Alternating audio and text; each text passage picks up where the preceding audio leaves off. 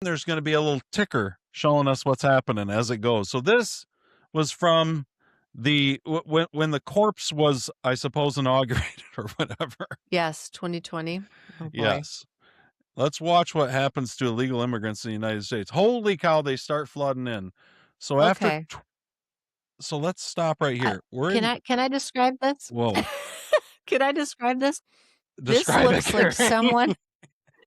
This looks like someone in 1 year. Oh well, you jumped 2 years, but in a It year went or kind of two, fast on me. In a year, it started kind of slow because if you look at 2020, it looks like someone has. we're at like 750,000 maybe. But when we started, so the map was And blank I say because slow. it's showing like, yeah. But I'm just gonna say, it looks like someone started to in 2021 started to sprinkle the entire map of the United States with those confetti colored like cupcake sprinkles. And then 2022 looks like someone threw an entire box of Fruity Pebbles. Screwed the No, top. a box of Fruity Pebbles is what it looked like, just was like poured onto the U.S. Hold on, go to 2022. So there's 2021. It's getting darker and darker. So in 2020, after 2021, we're at almost 4 million. So it's really ramping up, right? Yep. And then and they're just flying in. Carrie's right. The Fruity Pebbles have just been emptied. We're at 11 million and we just hit 2024. And it just keeps flying in because this is when they started to realize.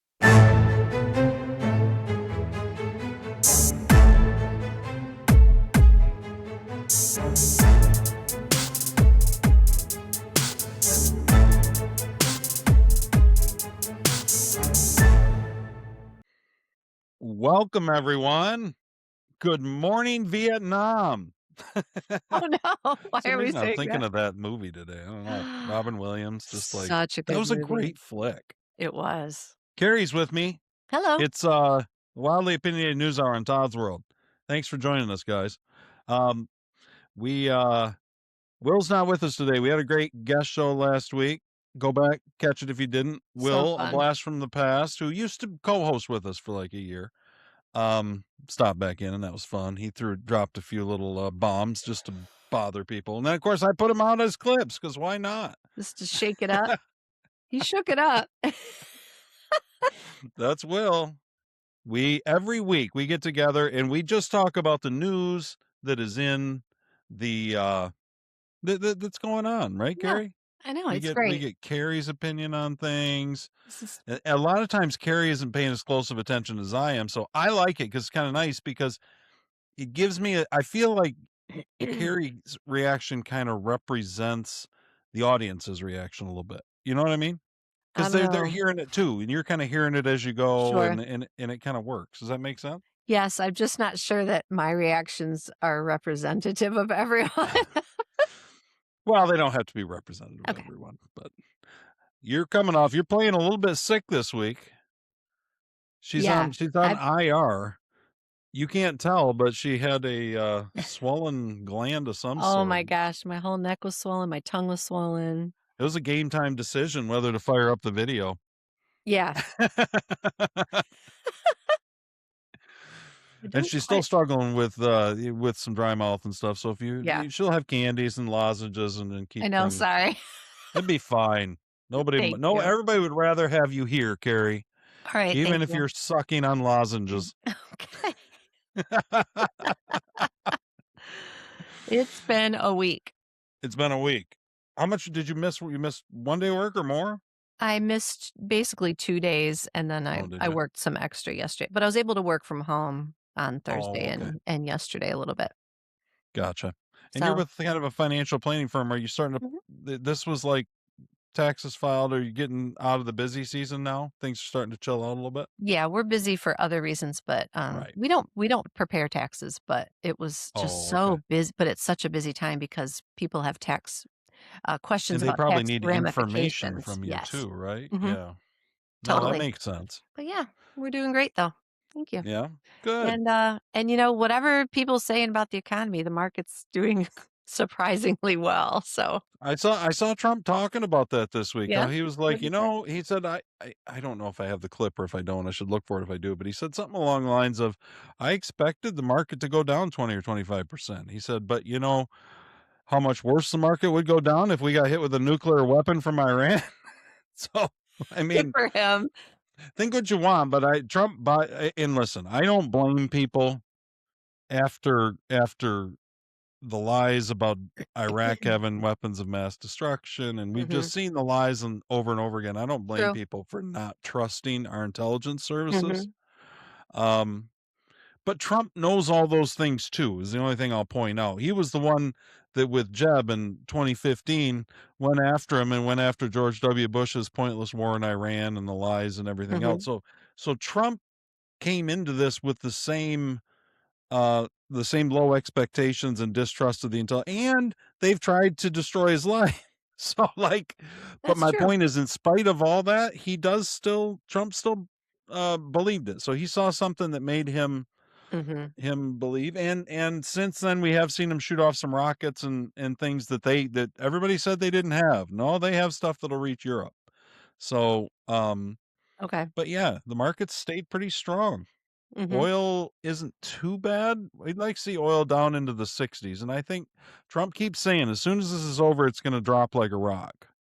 Okay. And so we just gotta hang on for the short term and they've kept it, we're about 380, Mhm. 390 here in, Yeah. Michigan, We're West Michigan. just How about you guys? we're just under 4 here in North Florida. What, um, what is what's it look like, the end of when does it look like that's happening? Because I don't know, I think because it's such a strange, they're not like a normal right. they don't have normal leadership. Well, and he We wiped blew them out. we blew up 2 cities in Yeah. Japan with nuclear weapons, Mhm. and probably at that point, Japan still had more of a shot and more of a of an army at Mhm. its disposal than Iran does. Oh, okay. And yet Yeah. Japan was like, "We don't wanna just be a charred island for the rest of the world," and you know what I mean? Mhm. They recognize defeat is my point.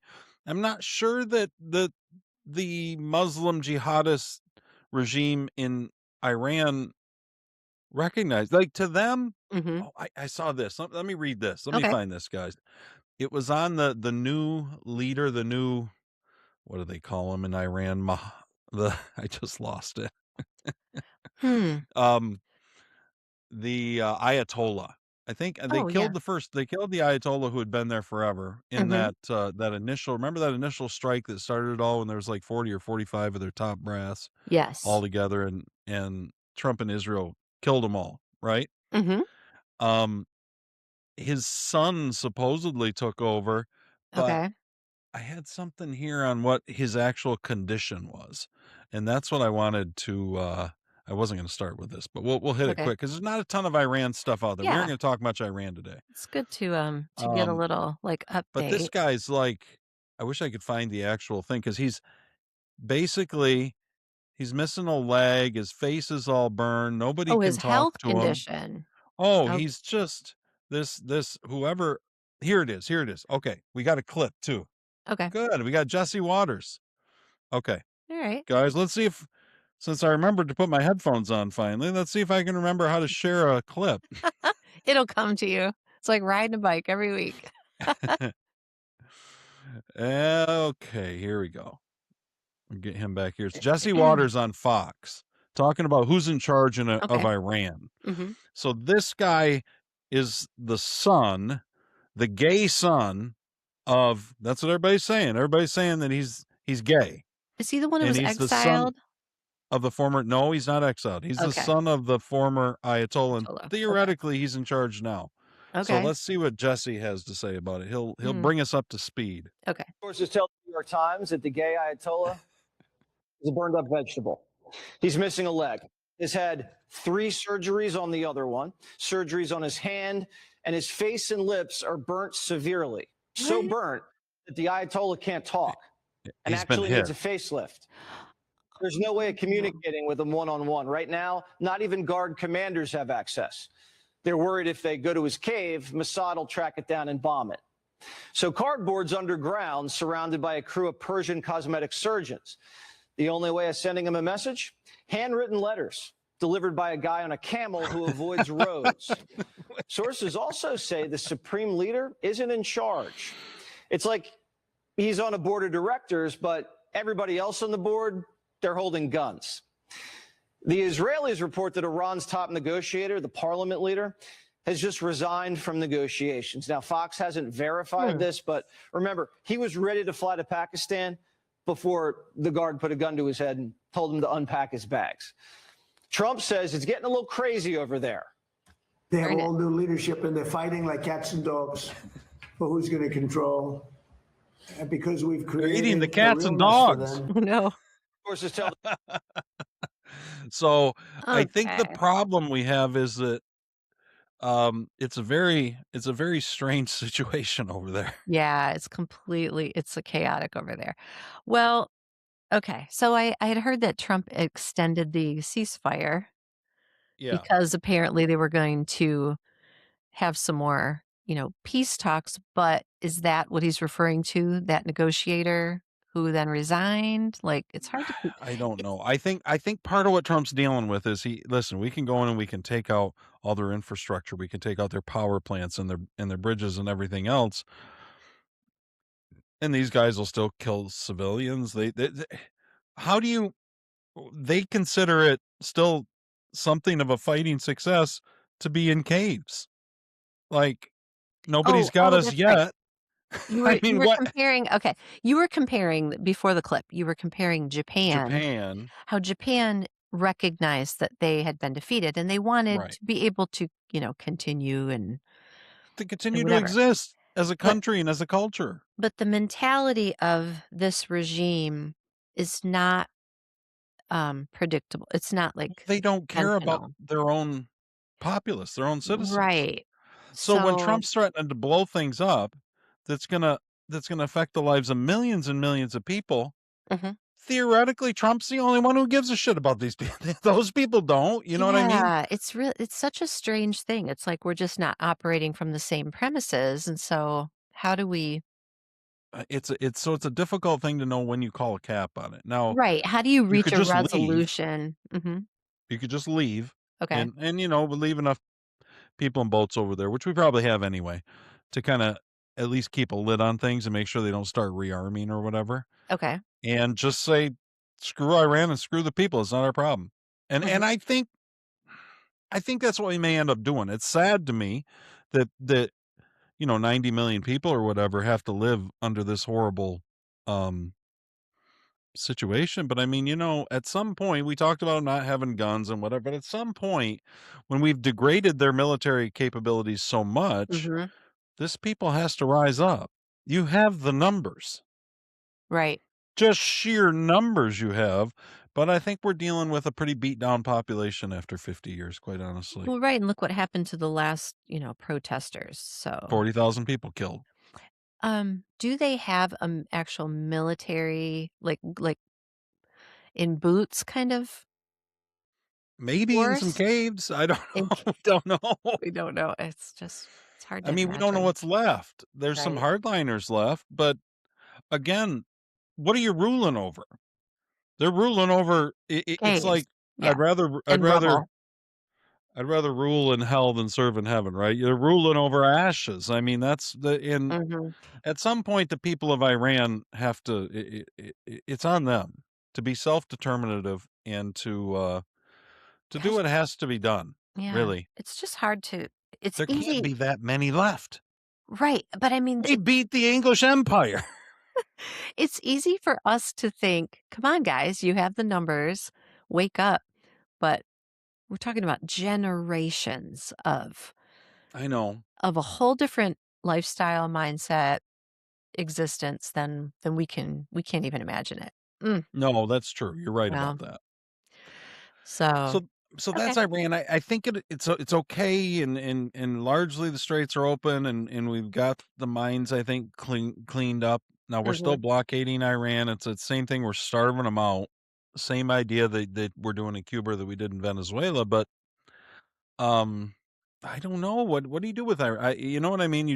I know. That's kind of Iran is the central hold of this wildly kind of fundamentalist right wing out there. I don't even know if right wing's the right term, but just fanatical Islamicists. They're Mhm. kind of last stand, because it seems like a lot of the Arab countries around them are turning, they're turning peaceful, and they want to work with Israel. They want to work with the United States. They just want peace and prosperity, which is what Trump wants. Mhm. And Iran doesn't want that. Iran wants a jihad. Right. When I say Iran, I don't mean the people. I mean the Right. leadership of Iran wants a jihad. Mhm. And to them, what's a successful jihad look like? Well, that doesn't matter. It goes on for thousands of years. A successful jihad is when they're finally with Allah and there's 72 virgins. Really? Right. And they've killed the infidels. Yeah.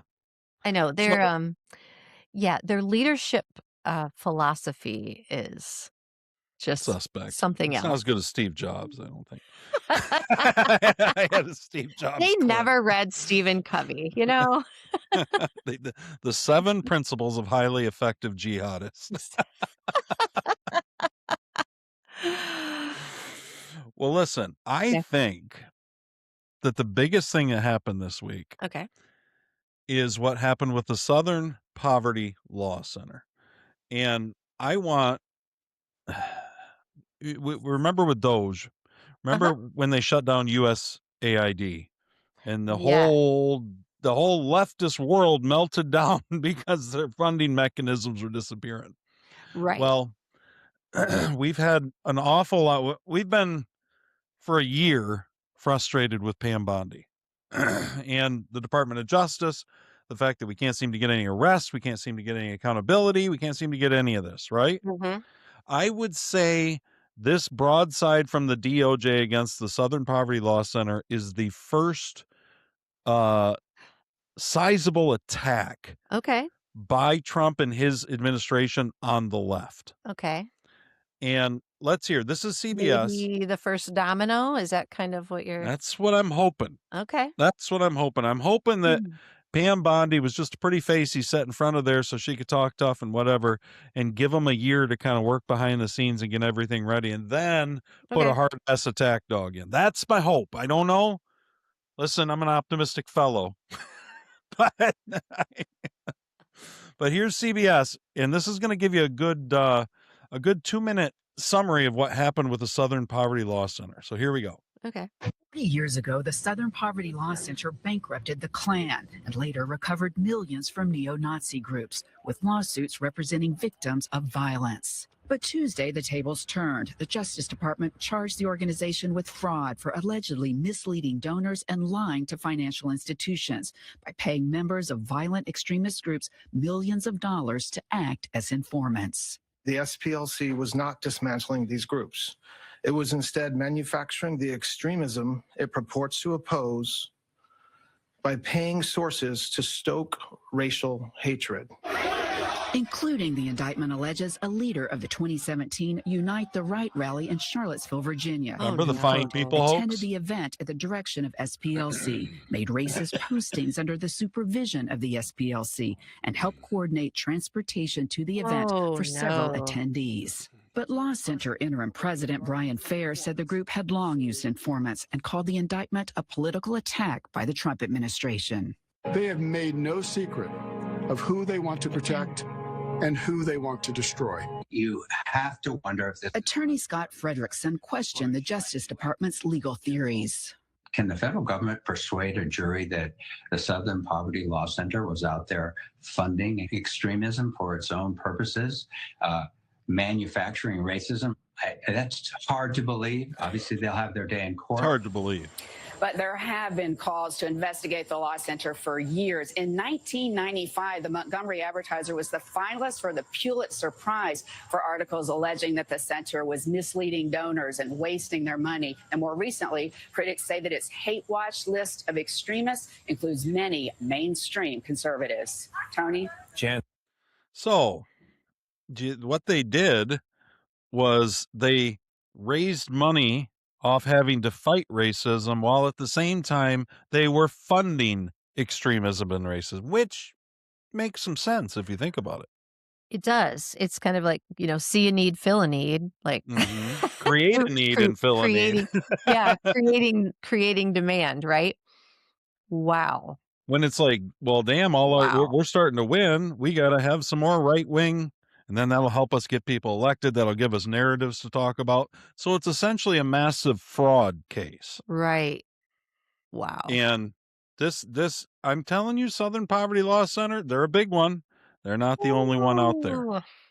This is going to this is going to reverberate. And I will say this: they say, well, it's hard to imagine the Justice Department can prove this. They've already proved it to a grand jury who issued 11 indictments. Okay. So I'm only saying they're not just like shooting from the hip. Mm-hmm. Right. But speaking of which, yes. I was at, Pastor Daryl, old friend. He was on the show. He's been on the show when you were on before. Hey, Daryl. I told him, I said, I mentioned you that. He said, what'd you say the other day? And I said that you were one of those people who would vote for an old guy like Biden just because you're worried about the chaos. You want things to be calm down. And he's like, I can't believe it. Anyway, we were at a group. He invited me out to a local brewery in town and have some beers. There was an open mic night. And I don't, but to be honest with you, my daughter, Lauren Allen, singer-songwriter. So most of what I go to is her gigs because there's enough gigs that keeps me more than plenty busy. I go to probably more bars and gigs than I would otherwise just to keep track of her, Right. So I don't go get out there and just see your random people. But now that whenever I do, I'm always like, oh, this is why every place Lauren goes, they walk up to her and they're like, you should be in Nashville. Yeah. It's like night and day difference. Yeah, she's I know I'm the dad, but I'm just telling you. No, it's she's definitely moved to another level.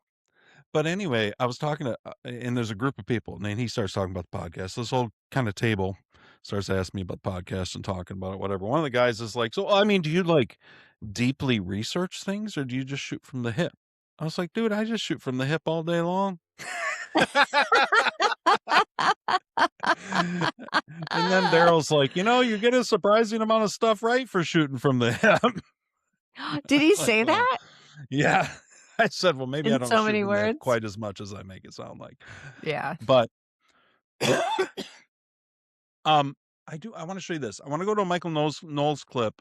Okay. But I want to show you first this little map because Michael Knowles is going to reference this, and then Michael Knowles is going to go into the Southern Poverty Law Center thing. But I just want you to see this map is an interactive map over 4 years from 2020 to 2024 of illegal immigrants into the United States. Oh boy. I just think you got to watch. Now, guys, for those of you that are just listening, I'll try to describe it as it goes. Oh, gotcha. That's right. For those who aren't watching it really helps to watch this particular beautiful video. one. Okay.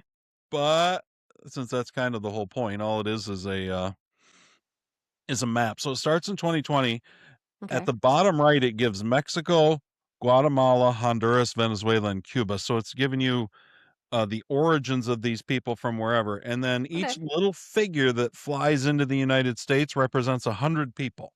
Oh, okay. And then there's going to be a little ticker showing us what's happening as it goes. So this was from when the corpse was, I suppose, inaugurated or whatever. Yes, 2020.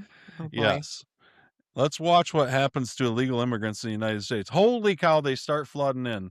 So after so let's stop right here. Can I describe this? Whoa. Can I describe this? Describe this looks like someone.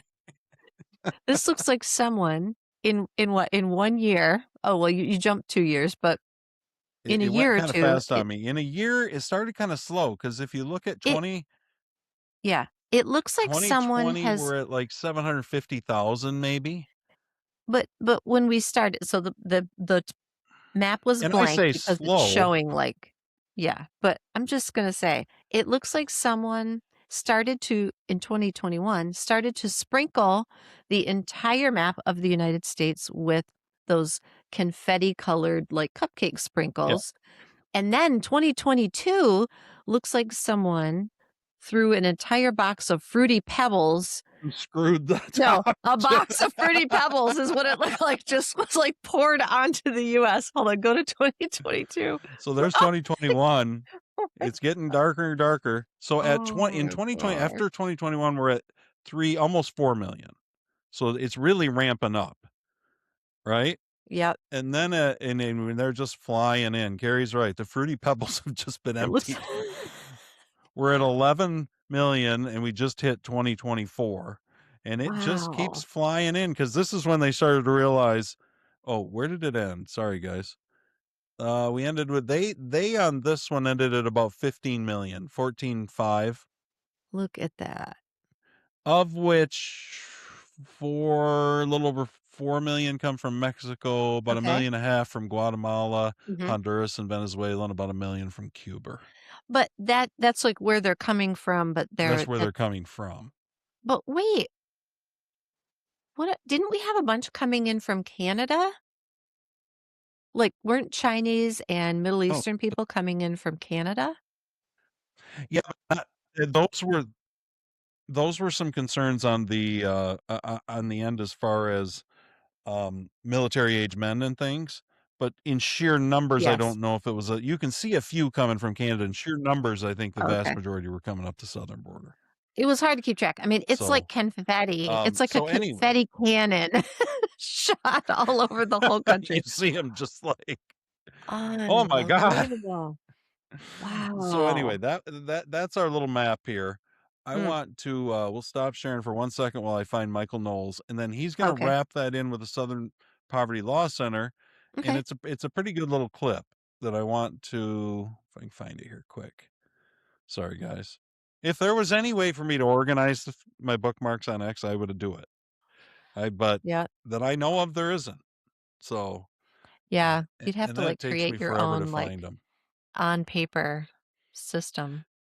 Well, that's Mhm. that's what I've got. I've got a little. You'd be shocked, Carrie. You'd be like, "Holy cow, he's got some things written down. I never He's knew he not was shooting this from the hip, organized." folks. I never knew. I didn't know either, guys. Daryl and his friends, he does not shoot from the hip. He is so prepared. Here it is. Okay, I got Okay. it. Okay, let's listen to Michael Knowles, Mhm. and he's going to talk about the Southern Poverty Law Center. It's a good clip here. Let's see. Here we Okay. go. Where are you, Michael? I'm going to full size it. We got a little bit of a delay today. Must be the internet's a little slow. Okay, here's Michael Knowles on the Daily Wire giving us his take on the Southern Poverty Law Center. I love his pause there. 3 years ago, the SPLC was working with the DOJ. The SPLC was telling the DOJ how to go out and spy on Catholic churches, telling them to categorize Catholics as akin to domestic terrorists, was working. By the way, wow. I'm just going to throw this in. You know how kind of feud with the Pope?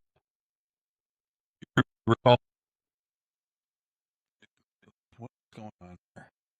Carrie. This Hold is on, my it's fault, guys. totally paused. I just figured out what was Are we going good? on.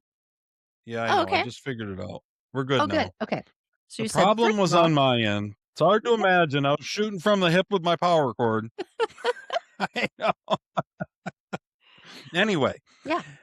the Catholics and the Pope.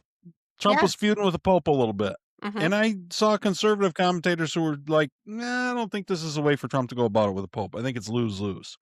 I agree. Like, don't get in a fight with the Pope. I agree. And then 2 days later, or a week later, Mhm. polling came out. Guess what that polling showed? What? American Catholics approval of Trump increased by about 6 or 7% after he started feuding with the Pope. Oh, Isn't that shoot. wild? But I don't think That doesn't change the fact that it may. Trump. No, No, I just think it's because I think they disagree with the Pope right now. I agree. So if Trump had just let it go, probably would have done the same thing. Yeah. Right? Mm-hmm. I think that people say you shouldn't fight with the Pope because it's lose-lose. Mhm. There's certain things about Trump that I don't think standard rules apply to, and I I think that's one know. of them. And the reason I say that is I only don't like because it. you take your American Catholics, Mhm. whatever Trump is completely and utterly baked in. You know what I mean? Like, you just know Trump. Everybody knows Trump. Everybody knows what he is at this point. Are they mad that he go? They might think, it's probably not a good thing to go after the Pope, but nobody cares because it's Trump. But when the Pope's a moron, they're like, gosh, we just had a stupid Pope. Why can't we get a better one? And he has been good maybe on some things, but you know what I mean? Like, why can't we get a Sure. decent, like we got an American Pope. Why can't he be a little pro-America? Just a fuzz. Well, and here's the thing. I think the Pope can be pro-American, but I don't think the Pope should be speaking on political issues. Like, Right. focus on what you are the Pope for. You know what I mean? It's And I would argue that most of politics and culture Mhm. is downstream of, well, politics is downstream of culture, but culture is downstream of kind of the spirituality and the of the nation. You Yeah, know what I that's mean? interesting. And therefore, what we want the Pope to focus on, I think, is the most important thing he could focus on. It doesn't seem like that to us when we see all these world events and we get all tied up into it. But when you look at Jesus, when you read through Mark, like, listen, Beers with Jesus, guys, is a good time for a plug. We do Wildly Opinionated News Hour on Tuesdays every week, and we do Beers with Jesus on Wednesdays. They're very different shows. Beers with Yeah. Jesus, we just walk through the stories of the Bible, read the message, walk through them. We're not preachy, although last week my wife was yelling at me for talking over Carrie, not realizing Carrie already was sick with a. My throat I was was helping, swelling up. and she didn't I even know it. couldn't speak. No, But you know, anyway, we like to talk about. We go Yeah. through the stories of the Bible, Mhm. and if you look at Jesus anywhere, he didn't care at all. Never had any comments almost on political stuff. It just Oh. wasn't part of his wheelhouse. Mhm. He cared about people's souls, and yeah, I think as the Mhm. vicar of Christ, the representative of Christ on earth, that's probably what the Pope ought to be doing. Probably that's what a lot of Yeah. Catholics feel like. Like, I think so. Except the Trump haters, they think it's fabulous. All of a sudden, like Bill Maher said, all of a sudden they love the Pope. that's what we saw last week. Gosh, A so week funny. before the Pope's talking about exorcisms, everybody thinks he's crazy. Then the next week he criticizes Trump, and they're like, "Oh my God, we love the Pope." Woo, we love the Pope, even though he's like pro-life and yeah. Anyway, we'll let Michael Knowles go on. I'm going to back it up just a little. SPLC was telling the DOJ how to go out and spy on Catholic churches, Under Biden. telling them to categorize Catholics as akin to domestic terrorists, was working with the Biden administration very, very closely to identify enemies and go Devout prosecute Catholic. them. Now, the DOJ is raiding the SPLC, is getting indictments from grand juries to prosecute the SPLC. That is a complete 180. It's a massive win for justice. And it shows you that elections do matter. And you don't always get exactly what you want. We got about 700,000 formal deportations last year, depending on how you count the self-deportations, which I think are pretty serious, up to 1 million or a little over 1 million. So, okay, call it 2 million. And then you don't have the 3 million illegals coming into the country that you had under Biden. So that's a net win of 5 million illegal aliens who aren't in the country now who would have been otherwise. Do I wish it were 10? Do I wish it were 15? I do. Do I wish that the economy were juicing even more than it is? Sure. Do I wish this, that, and the other? Yeah. I wish all of that. But guys, had Kamala won, the SPLC would be working with the DOJ right now to go prosecute you and your friends and your leaders and everybody. And that's a big win. And it means we got to keep winning elections. I thought he was right on with that. Yep. I really thought that was one of the better clips we've played on here. You know what I mean? Just succinct and just bang. Right. You know, I want to get back to something. Remind me to get back to something, but I do want to say that that's so important that he brings up the elections because I feel like the Democrats never forget that that's the most important thing. Mm-hmm. And I feel like conservatives forget that all the time. Republicans I know Trump hasn't forgotten it. He cares too much about the big picture. But man, he has got to get on top of this election issue. I know he's got You gas mean tightening prices. up elections? Yeah, Mm-hmm. it's critical. I Did assume you at see some what happened point. in Virginia this week? So Speaking of, yeah, my mom actually was telling me about it, and I was was trying that to what you wanted to get find. back to? I don't want to get. No, Maybe I you better wanted to hit that first. We'll go back to that. Okay. I wanted to get back to the informant concept Okay. because when in that first clip that you played, and then Michael Knowles just referred to it as well, I think that it is understandable that there are possibly informants within organizations for the government. I get that. Mhm. Um, and at first I was like, okay, is this going to be something open to interpretation? And then it's like, then it went off. It went off crazy. Like, oh, okay, we're funding and we're trying to fuel, racial tension and all that. So it's obviously more than that. But um, yeah. So I'm like, what do you think about that? About the concept of having informants? I feel like sometimes that's the only way we're going to know what's Yeah. going on in some of these groups. But also, what are they paying 'em millions for? Well, this Why are is you one. paying I millions? got a clip here with David Sachs. I won't play it Okay, because I want to move along, okay, but I will tell you that the lead on it is that the Southern Poverty Law Center invested $270,000 in Charlottesville. You know, the tiki okay. torches and the Nazi rally. They Wow. invested $270,000 into Charlottesville and got $81 million in additional donations Hmm, after Charlottesville. there you go. Extraordinary returns, I think we can say. There you Nancy Pelosi style market returns. Well said. It does seem like, I will say this, and this has been another common refrain, Steve Deace, a lot of conservative commentators. What happened in Virginia this week is that they elected, Virginia has a governorship that lasts, I think it's 6 years as a governor Okay, term, but you can only do it once. okay. So you can't get reelected. So they had Youngkin, Governor Yep. Youngkin for a while, who was a Republican. Mhm. And then I think it was last fall, they elected Spanberger or something as a chick's name. Kind Okay. of a, just like a, kind of a blonde. Everything. If you were to line up 100 people and said, pick out a brainless bureaucrat, you'd pick her. Okay, Like got it. that's who you do. So She's been in public service for a long yeah. time. And the first thing they did, Mhm. Virginia had what would be considered some of the fairest maps, election maps, when it comes to congressional maps that were like redistricting is what we're talking about. Mhm. So Virginia went for Kamala by about 5% in 2024, Okay. I think. Virginia had in the realm of six, their congressional representation, the way the districts are Mhm. drawn, which had been drawn by an independent, an independent one of these panels that they Mhm. do or whatever. They had, I think you would say 6-5. So it was pretty representative. 6 Democrats to 5 Republicans, Oh, which is okay. probably about how the state's trending. You know what I mean? Yeah. Pretty fair representation. They completely gerrymandered it and changed it to 10-1 Democrat to Republican representation. This is after, mind you, last year. Remember, Indiana had the opportunity to redistrict and add a couple seats, and Indiana's awfully red. And Mhm. Indiana was like, "Oh, we don't want to do that. That's meddling with things."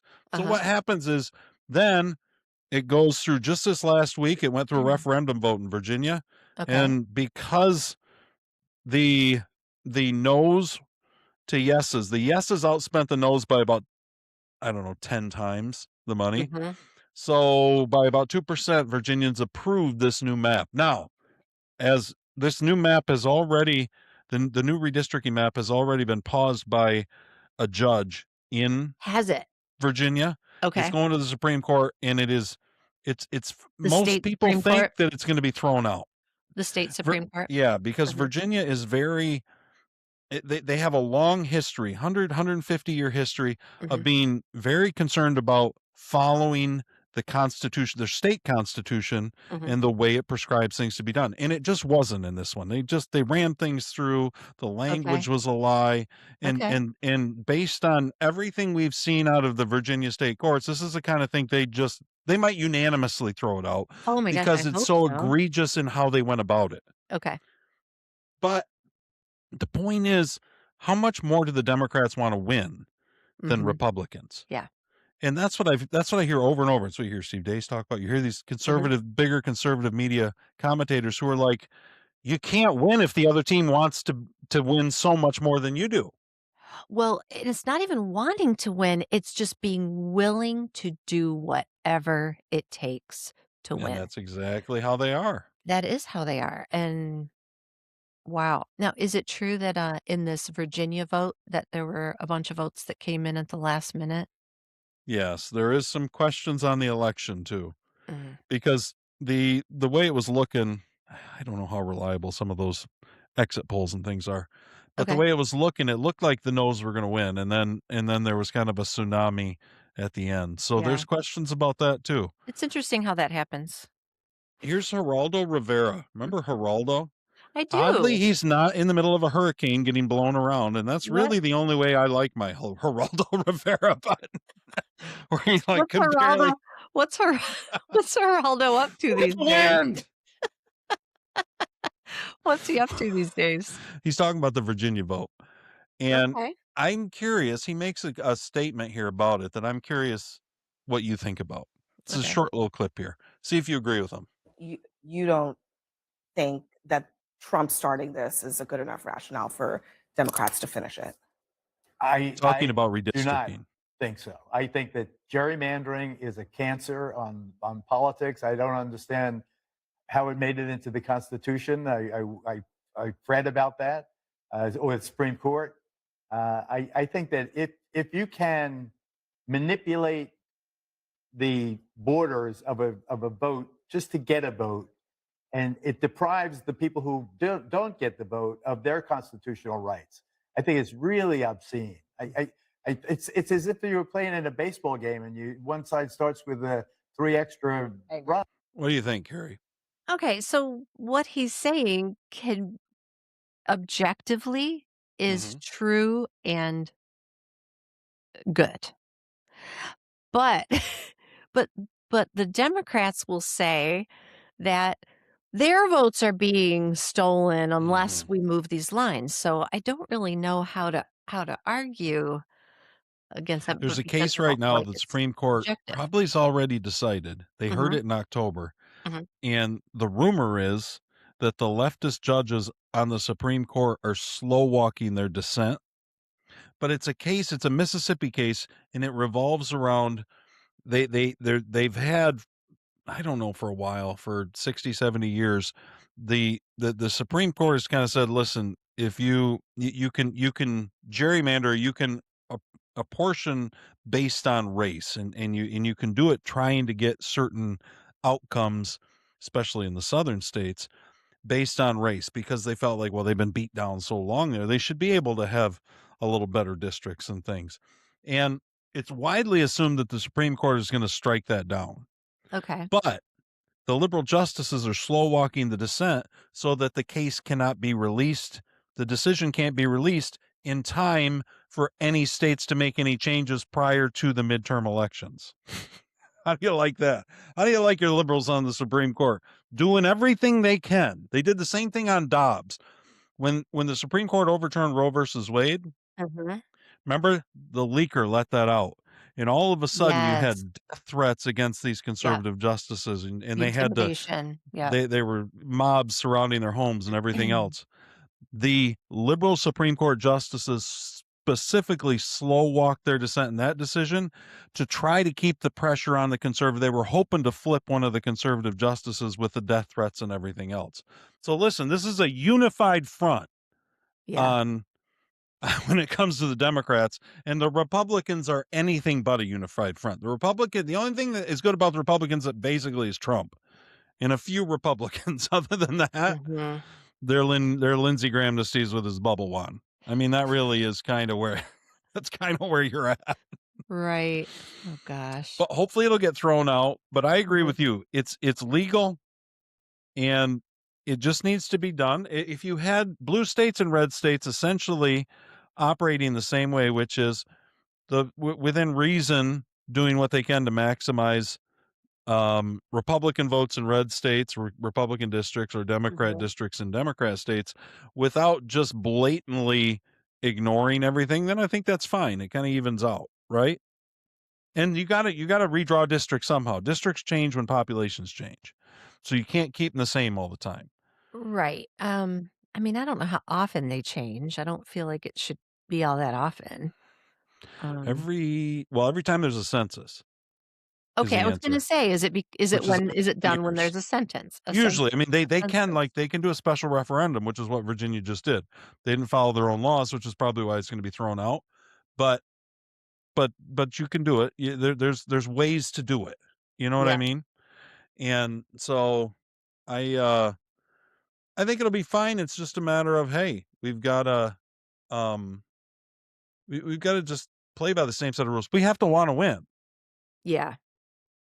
You have to want to beat the left or not is the answer. And we've seen the results of or not. The only person we've seen who wants to win is Trump. In how many years? George W. Bush was still to this day will go out whenever you happen to see him in public where the Obamas are there. Him and Big Mike are canoodling together. It's like, what is going on? I want to show you because I remember this, and I'm sorry. I'm sorry. I'm looking this up because this is one of the district maps in Florida. Look at this purple one that is number 5. Oh, yeah, that's all over. It's all over the place. What is that? That's how they do it everywhere. I think that's insane. And I guess I don't really understand the oh yeah, it's wild. I don't understand the ethical justification for it. Like if there must be a proper way to do it, but then what's the purpose of it? It's just we're a republic of 50 states. You know what I mean? Yeah. And there is built into that is states' rights. I mean, it says right at the end of the Constitution ends with, and whatever rights are not explicitly given to the federal government are all retained by the states. Mm-hmm. I was just watching, I got a clip, I don't know if we'll get to it today, about the Civil War and some of the causes of the Civil War. And the guy said at the end, he said, maybe we should just watch it. It's interesting enough for people. And it's okay. it don't have anything to go with it. Okay. So it's just this kind of fits. This fits. But it's kind of interesting I knew most of this about the Civil War. But I don't think a lot of people do. A lot of people think it was only slavery. Right. You know what I mean? Yeah. It wasn't quite that simple. Although certainly the slavery was a big uneasy alliances and compromise. He's going to just tell us quickly what he thinks. This is this Ken Burns? I can't, or no, it's not Ken Burns. It's the guy who I should give him credit. Hold on, guys. Civil War historian Shelby Foote. He was one of he helped Ken Burns with his Civil War documentary he did for PBS. Oh, the really good one. I know what you're talking about. Okay, let's hear what he has to say. Okay. That's why the Civil War happened. Yes, of course, for many reasons, but basically it was a failure on our part to find a way not to fight that war. Which had been, we'd had a half century of uneasy alliances and compromises. Why did this beautiful country break down? There's so many reasons that can be assigned after the fact, slavery being the main one, and that's Lincoln's identification of the central problem. It was also the fire eaters of the South. It was a great distress on the part of the South since they saw the changes that they didn't welcome in the government. For example, there had always been Southern presidents up until a point where they stopped being Southern presidents. They weren't too happy. The other thing, and a really important one historically, is when they entered into that federation, they certainly would never have entered into it if they hadn't believed it'd be possible to get out. And when the time came that they wanted to get out, they thought they had every right. Secession wasn't strictly a Southern thing either. Massachusetts threatened to secede long before any Southern state did. So that's a good point, which is that they always assumed they could get out. That if you could join something, that you could get out. Yeah, I know that was always built in. I mean, the Declaration of Independence didn't pass the first time around because South Carolina, they had some language in there about slavery. South Carolina wouldn't approve it unless they took that out. And remember, Benjamin Franklin's thing was, listen, we either stick together here or we will all hang together. Like they were only going to do it if they could do it unanimously as states. And which is why slavery was left hanging like it was for a while. Wow. And kind of stayed on, you had 100 years basically where you were kind of dealing with it as a nation. But yeah, they thought they could succeed because it was a collection of states. And so voting, we're still fighting about that today. Now, I think that the argument that, well, federal elections should be run in a certain way. but then there's still some state rights things associated with it. And then you get into it with the gerrymandering, the districts, and the whole thing. And it's how much control does the federal government have versus the state? And listen, that cuts both ways. It's not a left-right thing. There's nothing pure about that. Whichever way you fall down, there's going to be times as a leftist you're going to be frustrated. There's going to be times as a person on the right you're going to be frustrated. Yeah. Because you think, well, we should ban abortion across all 50 states. You know what I mean? Right. Rather than just let the states decide. And Todd, and then you introduce the concept of money and the funding and where does it come from? And is it Exactly. collected federally, but it's distributed back to the states for certain things? Well, I don't think the founders ever had anything in mind for the federal government being this massive absolutely not tax collection system that then redistributes it back to the states. That seems I like know. the I least know. efficient thing ever. Mhm. But it is what we have, and it Well, is something that Trump needs to use as far as I mean, a lever of power, because if he doesn't, they will, I promise you. well, yeah, I was gonna say it's really it's the best side gigging they've got. You know, everyone who works in the government who's taken a piece, they can't do that if it's not getting funneled through the federal government. Oh gosh, you're gonna love this. Where is that? That chick, Okay. this is a quick headline too, it's not a clip. I think it's a New York Times article. But you know what back when Doe shut down USAID, we just talked about that, and the Mhm. NGOs and the whole thing. Well, the New York Times just came out with a big article about a year after USAID's death, fired workers find few jobs and much loss. Oh boy. And then it gives you the 57-year-old Cheryl Cohen was making $272,000 a year as a senior VP at USAID funded nonprofit. When all of a sudden all Nonprofit? the money disappeared from this leftist nonprofit. All the taxpayer money they were funneling disappeared, and this poor chick had to go out and get a job for $19 an hour, and she's on the brink of poverty now because she can't fleece taxpayers. She's making $250,000 a year at a Almost nonprofit? 300,000 as a senior Woo! VP at a nonprofit, going out and finding informants to be racist so then they could raise money off the racist incidents. Damn. Again, man, just the creative income generating that they do. It's amazing, isn't it? The Mhm. leftists are just I'm gonna give you a little bit more good news on Okay. Trump. We've got a little bit this week, Let's hear it. I think more and more is gonna be coming out. This is John Solomon. We've had him on. We play a lot of clips from him. He's the one who keeps saying, "Just listen." He keeps telling us what's coming. So Okay. I got a Oh, this couple of here. guy. I You don't know trust. him. I mean, he's whatever. He's good. I'm telling you, he's been right on I think he listed it the other day, and it was 4 out of 5, and he said, "So far, I'm going to be right on 5." Oh, okay. Okay. All right. Give it to me. Scores of raw intelligence reports that show Chinese meddling in the American election. And there's one report raising concern that Ukraine was engaged in a plot to do something bad in the 2024 election to help Joe Biden. I want to repeat Really? that.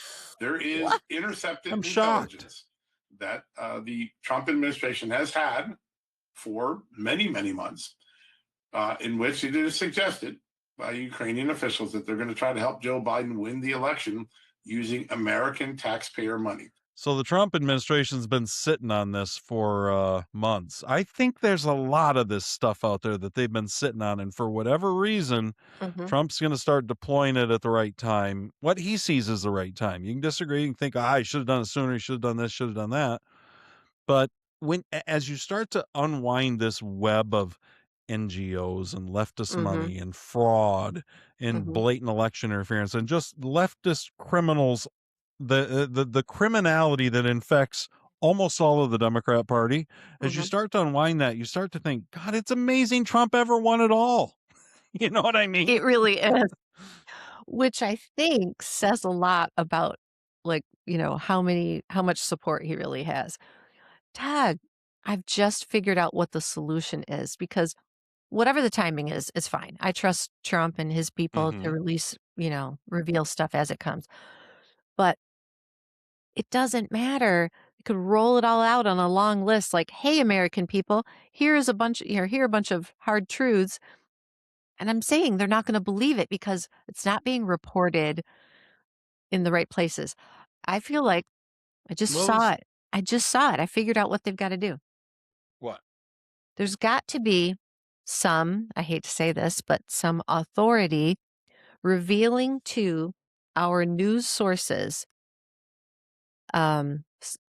like of what their offenses are, what the consequences are, have a come to Jesus meeting and say, listen, you have to come clean now, or you lose your license, your broadcasting license, or whatever. So we suddenly need the whole like mainstream media to be cracked open and start delivering news as, delivering true news. Because if ABC, NBC, CBS started reporting these things, then people would be like, oh my gosh, this is shocking. Well, they're reporting the Southern Poverty Law Center. That's a big one. But what are they saying about it? Well, we listened. That Trump first clip was administration that first clip claims. was CBS. Yeah, they claim Oh, but it's getting okay. out. Is my point. Okay. I think what'll happen. I think as they start to build these cases, as they start to file things, and that it's going to start to get into the public consciousness, and then at some point, what I think will be the cherry on top, the thing that really changes things, Yeah. is when we find out that the big news is just as corrupt as big pharma.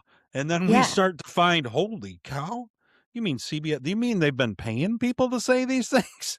Do you know what I Yeah. mean? Yes, I exactly. think that could change some things, and maybe, But I mean, we need like maybe public confessions. We need, public hangings. throwing over the overpasses. One hetero couple, one hanging. Oh, that was Will. Oh, it's funny. Anyway. I want to play again John Solomon. This is Okay. with Glenn Beck. It's a Okay. little longer clip. We'll see how much we play of it. But I think you're gonna like this too. Okay. He's calling it, well, we've had MAGA, MAHA, and now he says MAAA. Make America accountable again. Woo! He Is thinks this it's coming. has he coined it? He just coined it right here. You're gonna Okay. hear him. Okay. I'm telling people because it doesn't work very well. Like sometimes when you read it, it works. This one was announced by the DOJ. I mean, Yeah. it looks like we're going to prosecute here. More investigations Southern Poverty on Law Center. nonprofits coming. Yeah, I think we're about to enter into, we have MAGA, we have MAHA, we have all these great acronyms. I think we're about to enter into a period of MAAA, Make America Accountable Again. I think with Pam Bondi moved aside, the speed at which the Justice Department will move on things that have been working in the system for months is picking up. And so there'll be more nonprofits that were doing things that probably are not allowed under the tax code. If you incorporate yourself to say, we want a tax exemption because we're going to do public good, and you obstruct law enforcement proceedings on the streets of Minnesota or somewhere else, you're probably in danger of having committed fraud. So I would look and see, I'm watching, I think there'll be more. That nonprofit thing is important because these nonprofits aren't paying any taxes. Yeah. And they're supposed to be for the public good. You know what I mean? You can't, Right. You make a good point about informants, but I'm not sure a nonprofit needs to be out there with informants. You know what I mean? Well, no, It'd be like a church having informants. Just like maybe the Catholic Church does. I don't know. Who knows what the Jesuits are out there doing? The only informant, the only church that needs informants is like Scientology. But Paula White's church. But hold on a second. Okay. So the what is it? The SP Southern Poverty Law Center. Okay, the SPLC. SPLC. They're a nonprofit. Yes. All these NGOs are nonprofits. And they got they're just tax from exempt. that one event got over $80 million in donations. What do they do with that? What do they have to do with that money? Not like everyone who works there They gets a slide it raise. all over the Democrat Party, all over leftist causes, all over voting, all over everywhere. Wow. And we'll find out as these cases make their way through because the grand jury's seen this stuff. We haven't. Now, whether or not, I would hope that the Trump DOJ insists on this thing going to trial and doesn't plea out a bunch of stuff. Because Yeah. I think that's a way that your frustration with the news could also be handled. It could break through in trials. You know what I mean? Sure. Because they'll be so concerned about their friends and probably about their own hides. Right. My But anyway, goodness. let's let Okay. John Solomon go a little longer. Let's see what he. More indictments in the nonprofit realm. Then we're looking at those who may have given false testimony or obstructed Congress. We know John Brennan was referred for that. James Comey was targeted for that. I think those are on the table right now. Then those who may have gone and gotten phone records and pierced the privacy of individuals, they're next in line. So this line keeps moving. And then I think in the summer and fall, we're going to talk a lot more about a case called Operation Round River. It may be the most troubling of the four. Oh my gosh. Round River. Just remember that name. Round What River. we believe it is. Yeah. So it falls between Crossfire Hurricane and then Plasmic Echo and Arctic Frost. Plasmic Echo and Arctic Frost are sort of the things that evolve into Jack Smith's investigations. The classified documents is Plasmic Echo. Arctic Frost is the idea. Years later, we're going to go back and charge President Trump with a conspiracy because he and his people wanted to have alternate electors. Now, it's important in that for Arctic Frost, which was a great hearing. Do you remember the alternate electors was the 2020 election? So Okay. remember, as the 2020 election happened, everybody knew there was all kinds of fraud, right? I mean, Mhm. we knew it right after the election. Oh, yeah. And remember, it went through this whole thing, and then it culminated in January 6th, right? And then right after that, Yes. Trump leaves the White House. He's at his lowest point. All through that, but what the Trump campaign did is these electors were from states, Mhm. and so there was a slate of electors that, like Michigan. Let's take Michigan for instance. In my opinion, there's no doubt that there was rampant fraud and cheating in Michigan. Michigan Mhm. was where you had Yep. the TPC Center down in Detroit, and they're Mhm. counting, and they put up the whiteboard so nobody can see, and they're Yeah, they kicking people covered out. I the mean, windows. Mhm. it was everywhere, Mhm. everywhere in Michigan. And the so what you see in that is that they're going to start going after these. So Michigan had these electors. So Joe Biden won Mhm. theoretically 2020. So this slate of electors was to go to the electoral college and vote for Biden. It's kind Yep. of how it's set up. Well, Republicans in Michigan submitted an alternate state or an alternate slate of electors that would then support Trump because they believed that it was possible through Mhm. court hearings and whatever that some of the fraud would be found out, and if so, you only have so much time to have a different slate of electors set up. Okay. This They were was doing everything in their power at the time. not the only people to have ever done this. He's about to say John F. Kennedy did it. He's about to tell us the other people that did this exact thing. But the DOJ under Biden prosecuted Trump for this. This was the whole part of the whole Fannie Oh. Willis thing. Okay. On yesterday, 2 times in history before this, presidential candidates did submit alternate electors to Congress. 1960, John Kennedy, 1876, Sam Tilden. Neither time were those considered criminal acts, but in Donald Trump's world, he's considered a criminal for doing it the third time. That's what Arctic Frost is. But between that, when Russia collusion and Crossfire Hurricane was ending, the FBI opened up a new investigation called Round River, and its goal was to neutralize anyone who would dare suggest that there was a corrupt relationship between Joe Biden, Hunter Biden, and the Ukrainian government or the Ukrainian company Burisma, and to treat people who talked about it with certain speech parameters as national security threats. And I'm working hard to get those files declassified.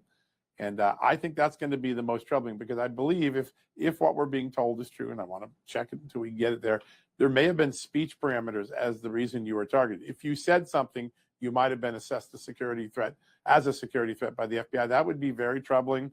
I've seen some evidence in Don't we court have a filings First in the last Amendment? few days that entire law firms had their client Theoretically. records taken secretly under this investigation or spinoffs from it. Did you hear that? Entire law firms had their client list taken from them, all because of these speech codes they were putting on things. So if you said Hunter Biden did this in Ukraine, then you were Well, I mean, censored. You were I put was down. going to You know what I say mean? that, yeah, I was going to say, like, so people weren't allowed to say that, yeah, he was hired as a No. consultant for whatever. And Wow. It's even worse. Everything we think that's bad, Mhm. I'm just telling people it's worse. It's I worse. know. I It's can't worse. believe attorneys, if there were law firms treated that way, I can't believe that someone in those law firms, let alone all of them, didn't come forward and blow the lid off something. They were being blackballed. They wouldn't get any government work. They you know what I mean? It was when But like when the they're in DOJ the and the full force and power of the federal government comes down on you, I mean, you're not there's not a good way to fight it if you're a I law don't firm. know, like All these law but firms like in you have Washington. Go ahead, Carrie. I'm I was talking just over you.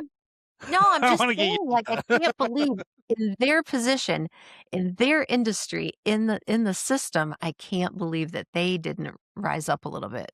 You would think. Carrie says it. Supposed to have some privacy when you have a relationship with you and your lawyer. So we'll see where that leads. But all the people I've talked to in government think that Round River may be the most jaw-dropping of the 4 codename investigations that targeted Donald Trump and his followers. So So what were you gonna say about those, the law firms in Washington, DC? You just feel like they just felt like they were gonna be ruined forever? well, they were. I mean, they were losing clients. They were when they were when they were not on the Biden DOJ's list of approved people, their everything just started crazy. They started getting attacked. These law firms did. Yeah. I mean, that's what happened in Georgia with Fannie Willis. One of Trump's assistants, remember, did jail time because Mm, because of just a false investigation. I mean, wow.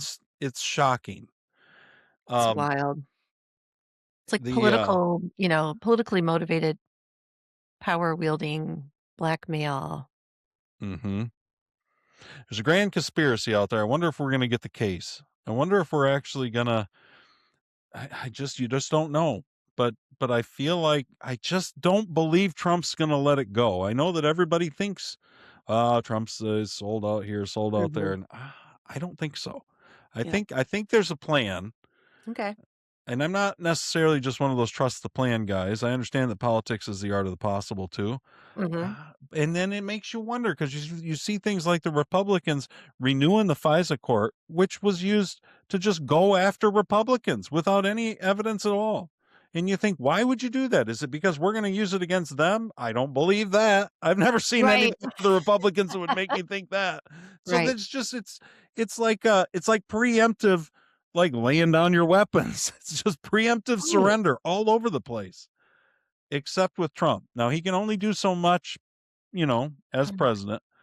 And I will say, I think there's times that Trump gets frustrated.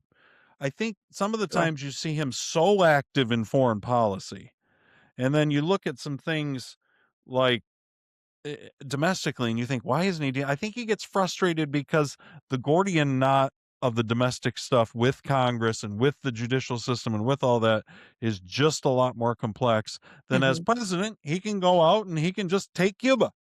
You know what I mean? He's like, "I gotta do something. I'm And so bored." I think there's some of that.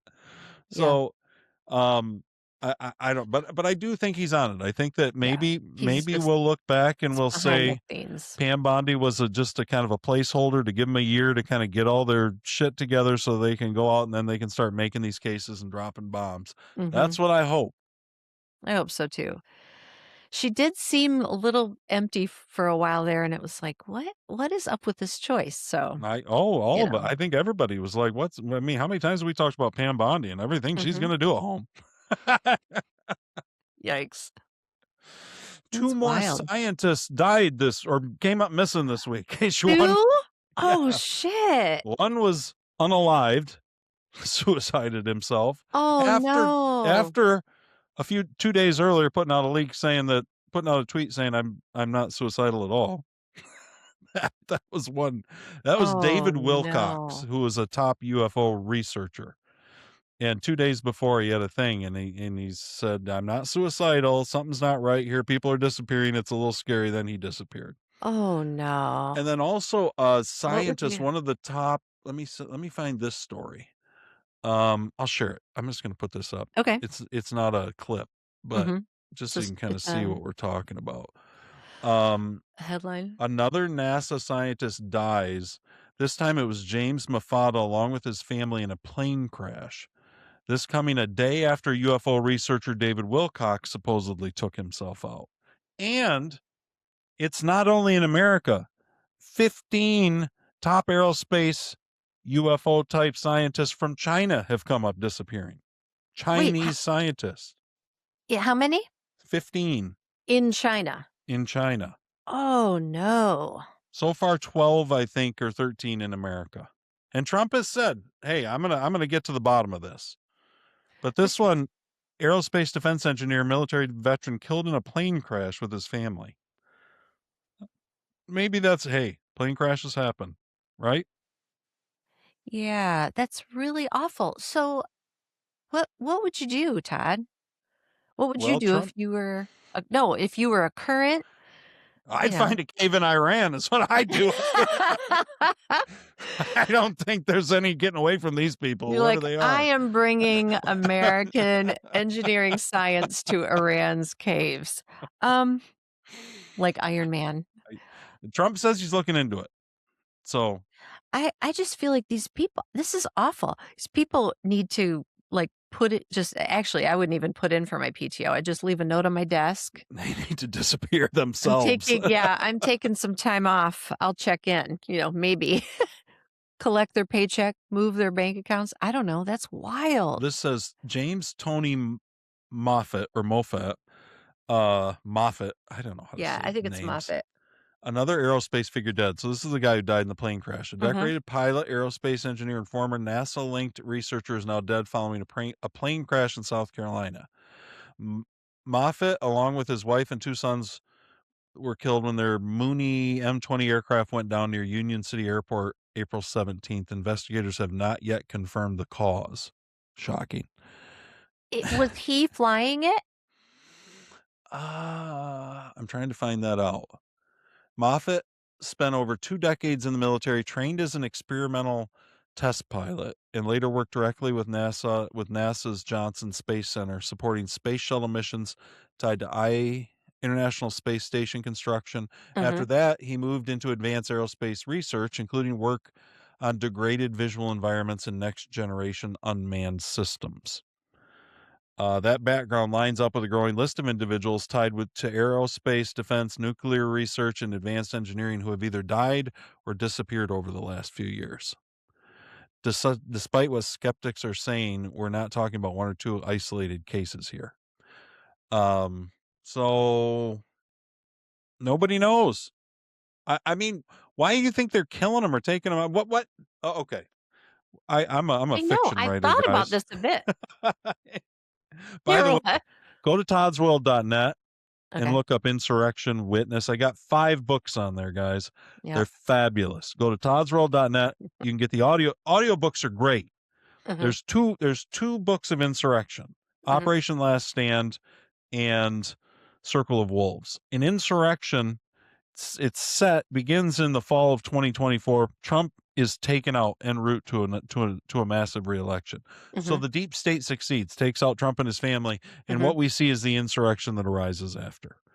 And it's a hell of a fun It's story. so good. It's after you get past the trauma of the beginning. It's very good. And listen, I love Trump. Everybody knows I love Trump. That's well on the record in hundreds of podcasts. It's called speculative It's fiction. called fiction. Witness is great too. Witness is kind of the it's end very times cool. kind of stuff where you have 2 witnesses in the Bible, but it's just a story. This isn't how I think things are going to go. It's just a hell of a fun story. Yeah, it's really You good. get audiobooks of both of those. My memoirs on there, Leaves the Blue Away. There's a novel on there, 9 Mile Point. So go check it out. Buy some books, guys. You'll love them. And I just want to mention, you just made me think of it, that in Witness is where our other show, Beers with Jesus, got Its name. Yeah, that's where it came from. So check it out. Fun. Anyway, guys, since So- we're in since I'm a fiction, I'm an author, and fiction's a big part of what we do. If we just had to take the plot from here, what might be some reasons why they would be disappearing, these scientists? Do you think?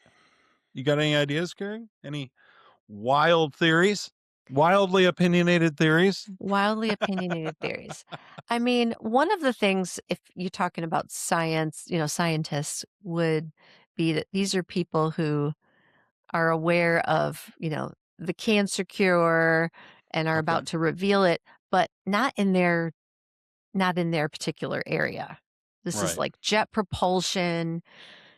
It all seems like UFO type stuff Yeah. So around there. And they've Right. all worked together. Right. I'll tell you So what David what do you think? Wilcox said. He was the UFO researcher who just was committed suicide supposedly this week. Okay. He said something about God. Where was it? Oh, Here it I is. saw, Here's yeah. his last tweet. Oh, no, this isn't his last tweet. This was a tweet in December. No, December 2022. I was gonna say I saw the date. It's a couple years ago. He said, "I plan on living, not suicidal at all, just concerned about what happens when you prove God is real." That's an interesting thing to say for That a is scientist, interesting. Yeah. for a UFO researcher. Mhm. They aren't usually talking about God. You know what I mean? Right. I thought that was kind of interesting. What would that Wasn't mean when it? you prove God is real? Well, I'm not sure, and I'm not sure how you do that. Me either. But wasn't it on? Okay, tell me if I'm imagining this. Wasn't it on Joe Rogan interviewing the Red Clay Strays Could have been. I remember what I think I go that ahead. they were saying that our perception of alien beings are actually like Demons. divine? Oh, Well, he demon. might have said angels Maybe. I in that just feel one. like there was some, a heavenly. Spiritual or Yes, there you yes, go. different Spiritual dimensions, spiritual whatever. dimension, aliens are all kind of in the same. Yeah. I did Interesting. forget. You're right. I don't know with people like I don't. There's a whole rabbit hole you can go down, and I just haven't gone down it. I've peeked my head in. We're just kind of looking over the edge. We don't. We don't want to disappear or anything. We just are curious. Carrie doesn't want to be disappeared. I really don't. I'm not getting any planes with my family. I'm just getting my shit back together again. Life's just coming together again for a change. I don't know what's going on. What do you think? Even Congress is getting in on it. They're saying, here's a clip from James Comer, and he's saying that it appears like there's a high possibility that something sinister is taking Wait, place. James Comer. He is the Not House Comey. Oversight Chair. Okay. Yeah. Oh, I remember this guy. Yeah, you know who he is. Here, I'll play him quick. Mm-hmm. It's a pretty short little clip, if I can remember how to play clips. You would think I would know. I've been at it all day. The buttons moved around since you did it last. Okay, here he is. Well, it does appear that there's Mm-hmm. a high possibility that something sinister is taking place here.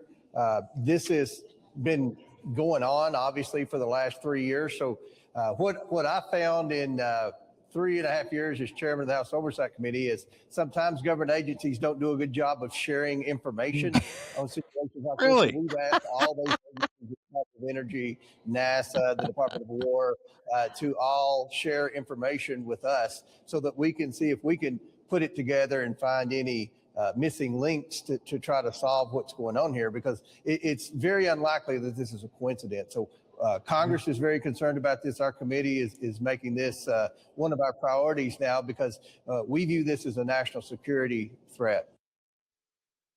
Do you know what this sounds a lot like? What this whole kerfuffle with the dead scientist reminds me of? Mm-hmm.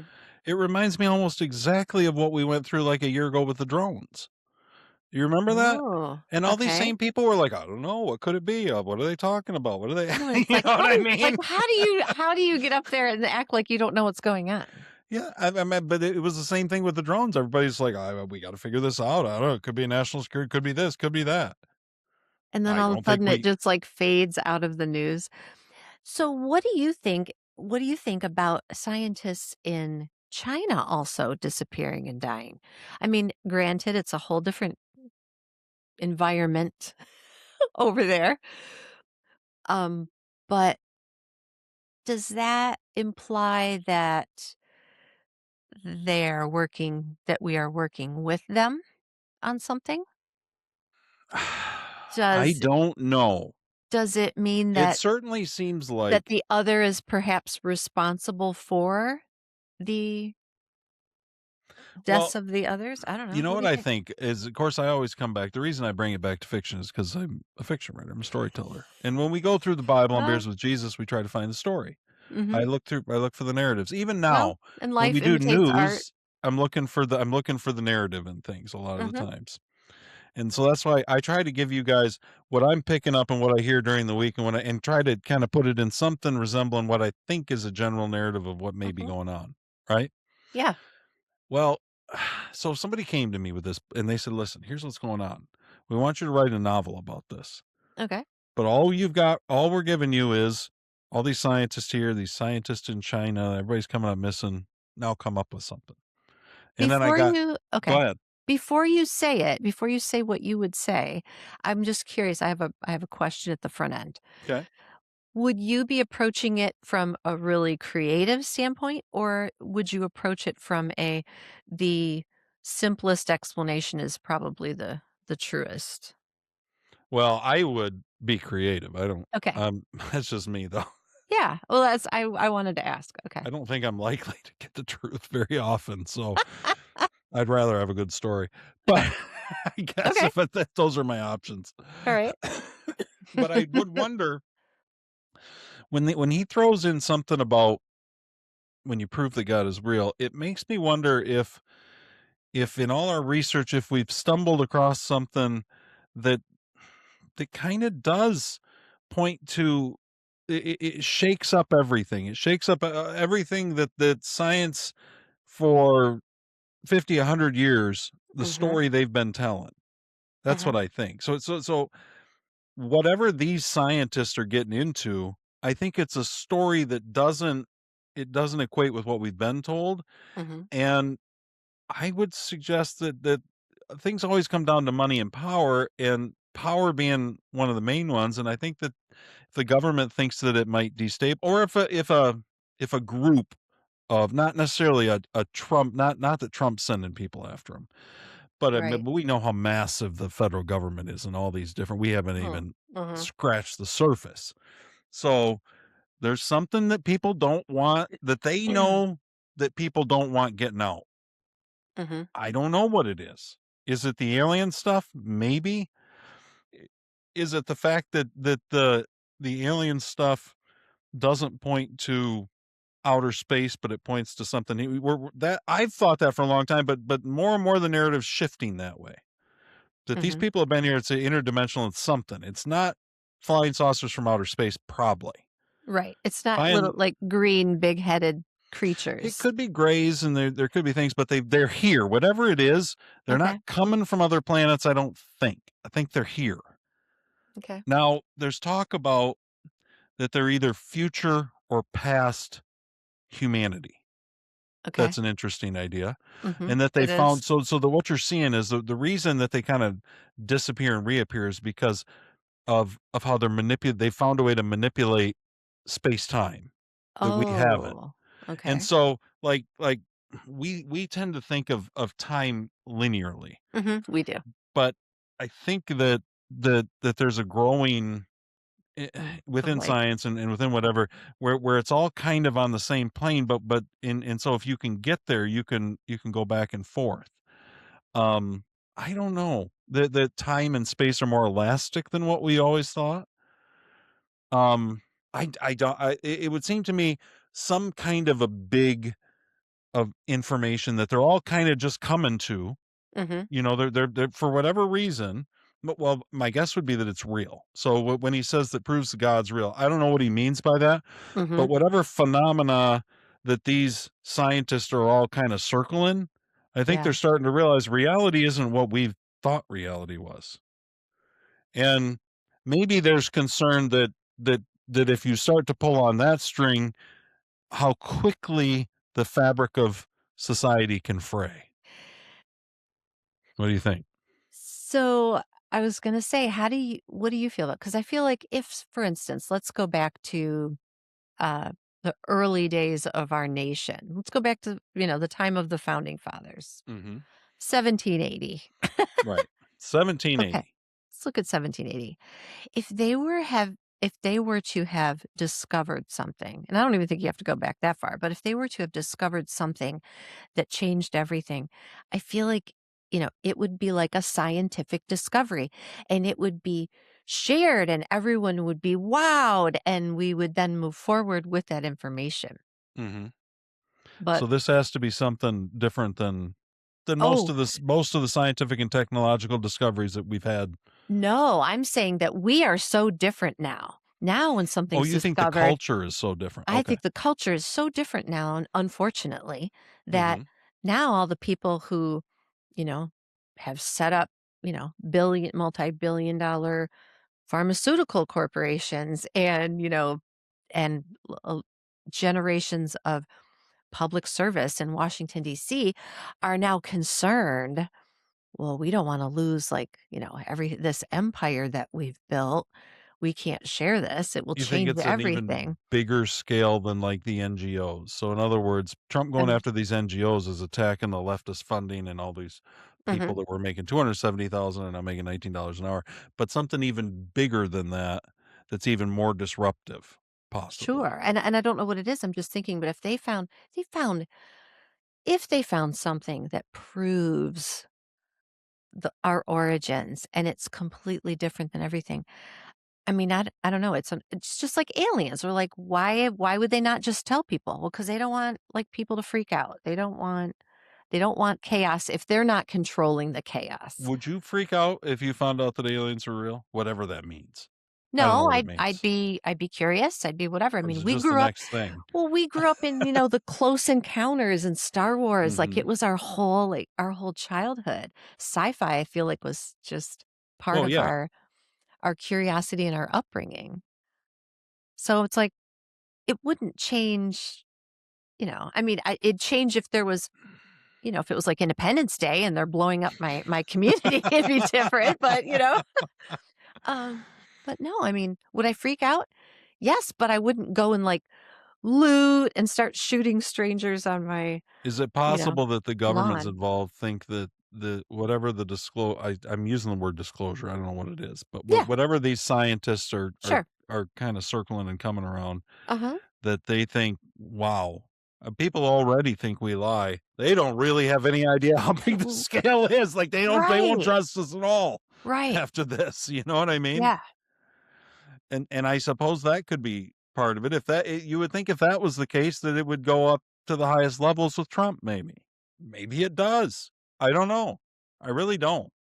Seems like a I don't weird know. Trump's promised disclosure, and maybe we may get it. Right. We probably will. Maybe we'll get it. But I understand it needs to be rolled out carefully. Trump can't just, get up, talk about gas prices and Iran, and then be like, oh, and by the way, Right. by the way, aliens have been living among us for decades. We've known, and we're sharing it with you today. Yeah. Have I a great am week. one. Have a great weekend. Great. Pull the mask Unzip, off. unzip. He's a lizard man. I don't know. It is odd. It's really weird. But I don't know what's going on. I'm gonna Something's think going on on, that. I feel I'm like. gonna think on that.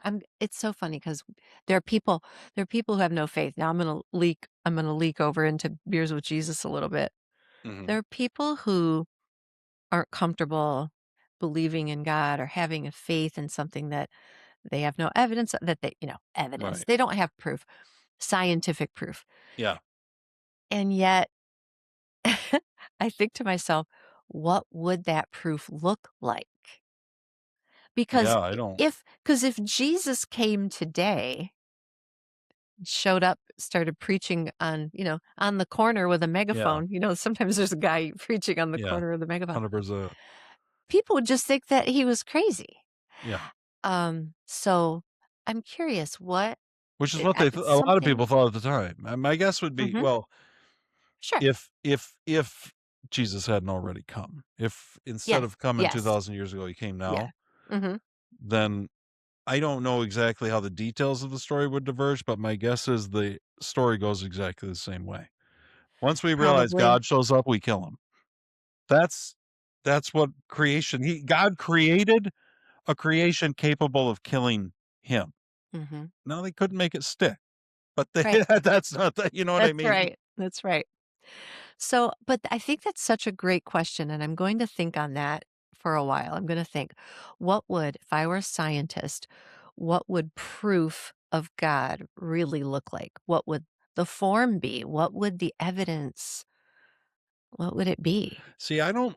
My thought on it is that there wouldn't be any. I think that faith is required, and the whole point is faith. Oh, yeah. I'm just saying, like, But I'm based on that tweet. something's shaking them up. Yes. You know what I like, mean? What does that look like that you would say that? Yeah, I it is an mean, interesting idea.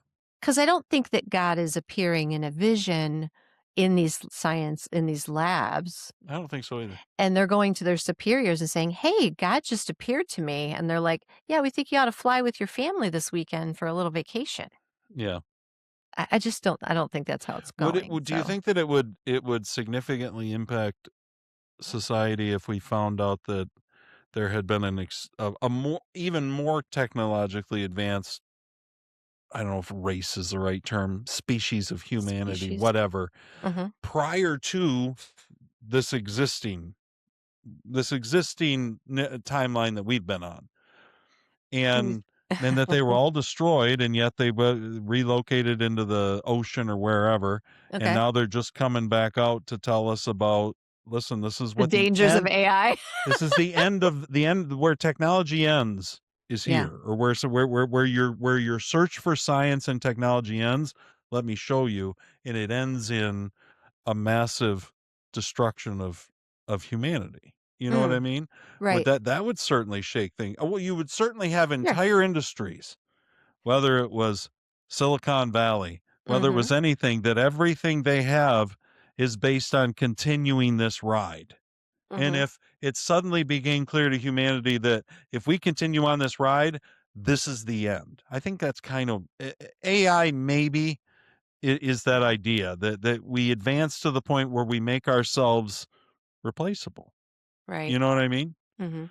And so that might shake things up. Or I suppose if there was a future humanity, the same idea that comes back and says, listen, it wasn't a but this is where this ends. It'd be the Mhm. same idea. And that It's would shake a lot of interesting. people up. And then it would radically change where people wanted to invest and what they wanted to do. And you know Mhm. what I mean? Yep. You could theoretically, you could shake people off their screens maybe a little bit. Probably not. My guess is even if we found out, we just keep plodding along. But I can understand why there would Regular be people would. Regular people would. I can understand why there'd be powerful interests that would think that might not be the case. Mhm. You know what I mean? They might be afraid of it. Did you ever, I know we've talked ages ago, did you ever read Atlas Shrugged? I never did, no. I know you told me I should. I think you should. I really William think F. you should. Buckley Jr. read it and said he felt like he had flogged himself for over 800 pages. You know Really? what? Yeah. Really? He And did? after that, Ayn That's Rand such a would shame. never go to a party where William F. Buckley Jr. was at. I don't blame her, and it actually surprises me. It surprises me. She is long-winded, for Okay. sure. I haven't read it. I don't know. She beats it into you. There's a speech, I remember there's a speech, like, in a courtroom that goes on for, like, I don't know, 50, 60 pages or something Holy ridiculous. moly. I could be exaggerating now, it's been a long time, but I this is a great time in the show to recommend that book to people. Atlas Shrugged. Atlas Shrugged, and all I will say is that in the story, the top leaders of the major industries in the world, in the country, but I feel like it's maybe in the world, but in the country, begin disappearing one by one. Oh, really? Yeah. Oh. Interesting. What's the I mean, you're not going to ruin it for people. It's been I'm out for not like 50, 60 years. So Yeah, no, I mean, why are they disappearing? yeah, I'm not able Oh, you to can't tell say. us. I'm not able Because to that say. ruins everything. It really does. No one will slog through the 800 pages. It's over 1,000, but I will say Is it really? God. but I will say that one of the storylines in the book is that there has been there has been an engine designed that is like more efficient than any engine. Now Oh, I kind of remember this that. this was written back in 60s or what? Like 50s? yeah, like Yeah. forever ago. Mm-hmm. Yeah, I think the 60s probably. So anyway, yes, that there's been an engine design and it's like kind of discovered. It's been buried somewhere and it's discovered. And that's another side story that's happening is this guy's like, hey, what is this? And he thinks So it's you think it's a beautiful. good book? You recommend it highly? I do. I think that anyone who's interested in the multifaceted big picture of industry, politics, the control for power, money, and intelligence and autonomy. That's the word Yeah. I'm looking for. Anyone who's interested in those topics all brought together brilliantly, long-winded, you can skim the speech in the courtroom. Like, Trust me. do you wish someone had handed her the manuscript and said, again, half as long? Yes. Like all the stuff, I just wouldn't half as long. I wouldn't mind it at all. I wouldn't mind it at all. But but there are pirates in it. It's fantastic. Okay. Someday I I may have wish to go back and read it. someone made a really weak 3-part movie version of it. Yeah, I that wish wasn't that long ago, was it? yeah, 10, yeah, 12, 15 years, something. 2000s. I wish someone would just make a really great movie version of it. It'd be awesome. But it would require some independents and conservatives to do it justice. Okay. Mm. So anyway, we don't know what's going on. I I recommend it. don't know. I hope that we get to the bottom of it, and a lot could happen in Trump's last term. Mhm. You know, we're a year in, I know, we're only a and year in. yeah. So So I he's got hope like that a if we year don't and a win the half. midterms, it could turn into a fiasco after that Oh as they impeach gosh. him for everything. But you We know, just oddly, Trump and even Mike Johnson, the House Speaker, they all seem to express confidence in the midterms, while none of us do. So uh-huh. I do wonder if they know of some things coming that we don't. Do you know what I Okay. mean? Sure. I mean, this Southern Poverty Law Center thing, that's one. Mhm. They Yep. might have known about that 9 months ago. You know Okay. what I mean? Mhm. They have other things that are in the process, that are in grand juries, that are in whatever. When the grand jury issues the indictments, we'll find out. Well, And then Virginia Republicans were confident also were they? last week. I think so. I don't know. I really don't. I didn't pay enough attention to know. Yeah. I'll tell you this. I didn't even realize it had to be a I hadn't paid enough attention. I thought it was a done deal when the legislature voted on it. I didn't realize that Right. because it was out of regular order, that they had all these referendum type things they had to follow, Okay. and that they didn't follow any of them. That doesn't surprise me. Okay. But I Well, just no, of didn't course know not. it. You know what I mean? And so I hadn't paid close attention because all of a sudden this election was happening, and I didn't even really realize there was going to be an election on it. So Mhm. I just hadn't I hadn't heard much about it. I heard about it after the fact, but not Yeah, before. the only reason I say they were confident is because so my mom told me about the story. I went and looked. I was looking for an X version of the video that I saw because I wanted to share it with you in case, you wanted to use it. And the only stuff I could find was from right before, and it was Republicans saying how confident they were. Oh, I was like, "Oh well, boy." you never Okay. know. Well, there you go then. Yep. They sure didn't spend any money on it, so they were. Yeah. It's wild. Okay. What's Listen, this? this is Francis Schaeffer. You know who he is? He looks vaguely familiar, but that name doesn't sound He's dead familiar. now. He's a Christian apologist. He would have been Okay. somewhat on par with your C.S. Lewis's, your Okay. those kinds of people. Mhm. I can't remember if he wrote books. He probably did. And he's been dead for a while. This probably is in the 80s. Yeah, it But looks like the 80s, the video quality. the reason I wanted to go to it, and I'm just going to lead this off because we're already over an hour and a half in. So I Okay. don't want to go through. I had a bunch of clips about Canada and their euthanasia program. It's called Oh, MAiD. it's And so awful. there's all these stories. People go in, they'll be depressed. They had like a 25-year-old girl. She's depressed. She had been Mhm. sexually abused growing up or something. And then, Mhm. she's depressed. Sure. And they recommended MAiD to kill her, and they killed her. Like, instead of getting her some help. this is what they do. They stop treating people and they look at them as, well, it'd be a lot cheaper. Remember back when they were doing Obamacare and Mm-hmm. they talked about the Obamacare death panels. Does that ring a bell? Where Yeah. you get your, I think Sarah Palin talked about it too, where you get your thing and then a panel decides, well, does it make sense to treat them or does it make sense just to let it go? Right? I mean, Obama talked, this was going on at the time of Obamacare. These talks were going on because when Unbelievable. the government takes over healthcare, eventually that's where it goes. It goes to It's- what does it cost? Yeah. Yeah. Does it make sense to keep you alive or not? Right. That's where euthanasia goes. See, we start when you start, and what Francis Schaeffer does here in this clip is he talks about how when you start to devalue life, it's not just about abortion. It's not. It just rolls into everything. Right. And I thought, this is so good. I know this is news. It's not beers, but this is just so good. No, this is, yeah. We got to hear this, and you know how I like to get off of all politics all the time. Right. I mean, I we like some can't, other things that are fun, we can't do anything about gas prices in this conversation. that are meaningful. Right. Francis Schaeffer was the first scientist to be disappeared. No, I'm just kidding. Oh no, in the 80s. Maybe he knows. Let's hear what he has to say. Increasingly, we find on every side the medical profession has changed its views. The view now is this life worth saving? I look at you. You're an older congregation than I'm usually used to speaking to. You better think, because this means you. It does not stop with abortion in the founder's-side. It stops with the question, what about the old person? Is he worth hanging on to? Is he worth hanging on to? Should we, as they're doing in England in this awful organization, Exit, teach older people to commit suicide? Should we help them get rid of them because they're an economic burden, a nuisance?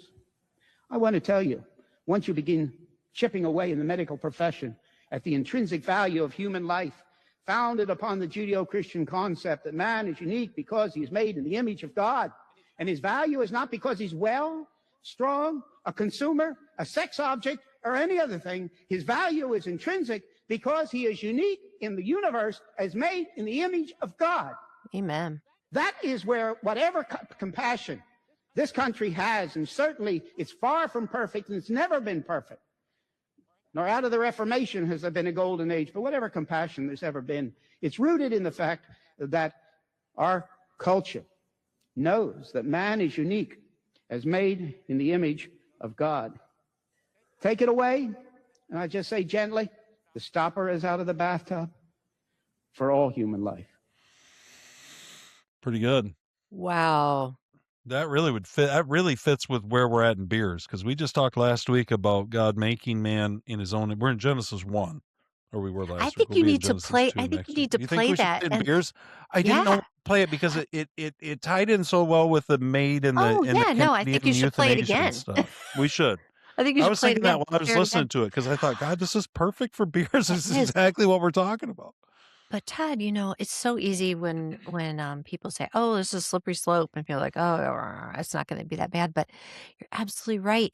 If you devalue life anywhere, it just why would it not chip away at the value of life at any stage? And Yeah. it's so sad. The Canadian stuff is heartbreaking, and I feel like obviously there are people who are like fine with it. They're Canadian. This is how they think about stuff. But I think there are a lot of people who are upset by this. They're speaking out There about it. is. Yeah. In And Canada too, I'm sure. in Canada, I mean, and I Yeah. hope, and I really hope that there's enough uprising about that and opposition to it to make a change, because it's so tragic. It's horrible. I mean, It and he's is. absolutely right. It reminds me, it's not maybe on the same level. It does remind me a little bit of the gay marriage debate and the Mhm. conservatives who at the time, I'll tell you the truth, I wasn't really on their side on this. I Mhm. questioned the idea Mhm. because, I'm, well, as the personality tests have shown, not a highly agreeable person. I tend to be a Mhm. zero in politeness when it comes to authority figures. Right. So when an authority figure tells me, which they did my entire life growing up in the conservative, crazy Christian Baptist churches that I was in, Mhm. that listen, you got to have all the fences at the top of the hill, otherwise you just slide all the way down. I always thought that it felt lazy to me. I didn't buy it Mhm. necessarily. And then I watched them say that about gay marriage, and I thought, I don't know, maybe it'd be all right. And then I watched it fall, and then I watched everything else fall, the trans, everything, just all of a sudden Mhm. we're mutilating our own kids. It's all Mhm. the same stew. You Right. know what I mean? And Mhm. I think he's right. You can't, there's some things that you can't just chip away at the edges of without the whole thing crumbling down on you. And Right. I think the value of human life is one that you Mhm. just can't, you got to protect it at all cost. You know, Yeah. we'll find that in Genesis 4, I think, that the first moral, what would you call it? Like the first kind of moral conundrum, Failing? the The first thing that the Bible runs into on an interpersonal level is Okay. Cain and Abel. Yeah. And it's Cain killing his brother Yeah. because he's pissed off because God's happy with his brother. He's not happy with Cain. And that's it. I And it's know. right out of the gate that it Mhm. starts. And so God, right out of the gate, starts with humanity made in his own image, Mhm. elevates mankind.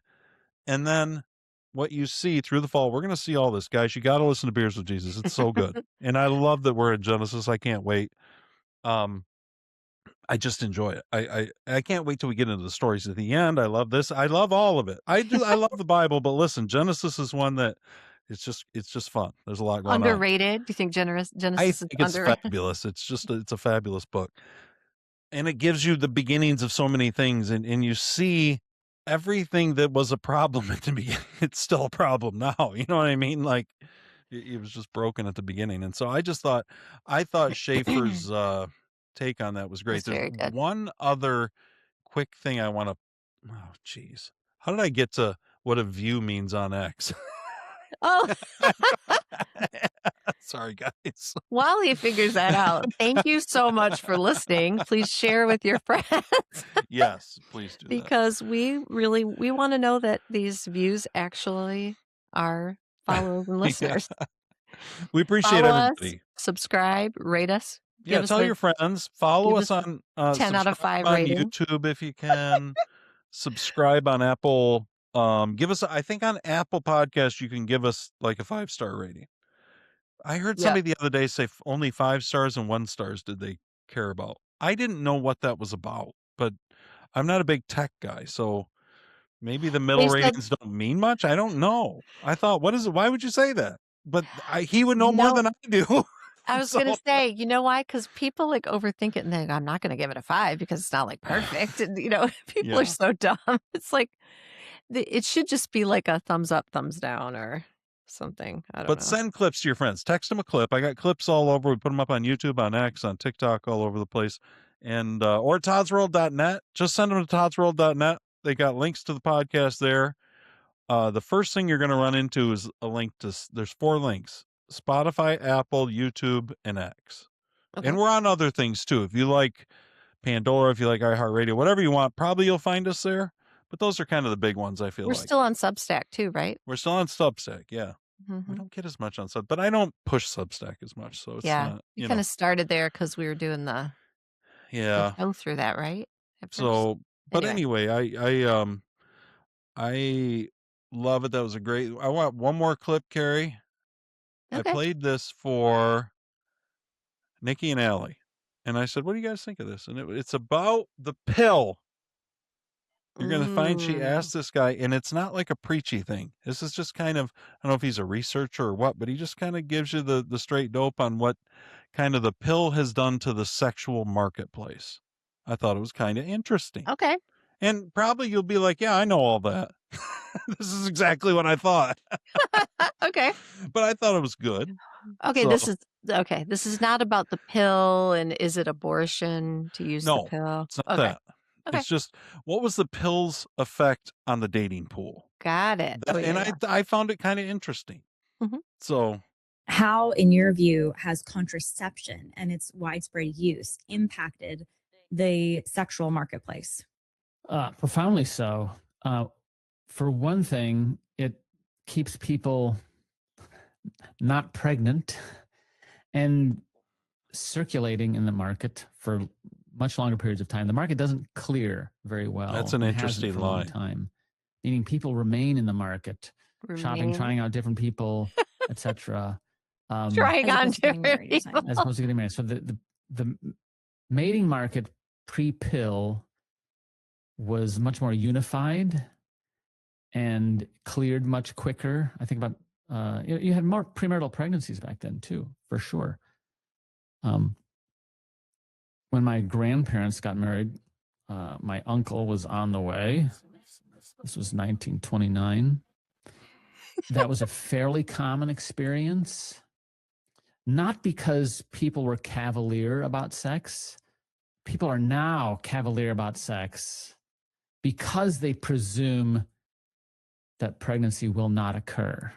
Okay. Or if it does, they can do an abortion. Exactly. The pill is the thing that really splits the mating market into corners: a marriage corner of the market, a sex corner of the market, and then this middle ground, which is very muddy and confusing, where you have, it's the market in longer term relationships of unclear duration and future, where more men would probably be comfortable than women, but more women are apt to suggest it because they think it's pulling the man closer to the marriage market. Wow. And so that's kind of what the pill does, is it means there's a lot more sexual activity going on in the mating market, but a lot less clearing of the marriage market, meaning people deciding to marry and getting off the market, right? And so online dating fosters that because, well, the profit principle is they don't really want you off the market. That's such a good end. I couldn't. I was like, that Wow. end was just fabulous. Like, of course they don't want you to get married. They want you on their app. You know what I Right. mean? That's fascinating. What do you think, Carrie? I got to hear your thoughts on that. I'm surprised that that's something I've never really thought of before. Not the one, you should Yeah. stay on the dating apps, but everything before that.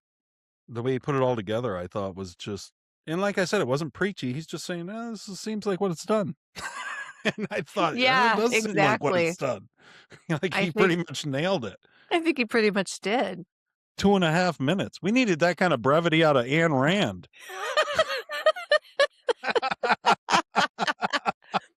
Here's what's wrong with government control. Oh, what do you think? You think he's right on pretty much? I think so. That was really interesting. Hard to argue with. You It know what's is. funny is I remember my grandparents Mhm.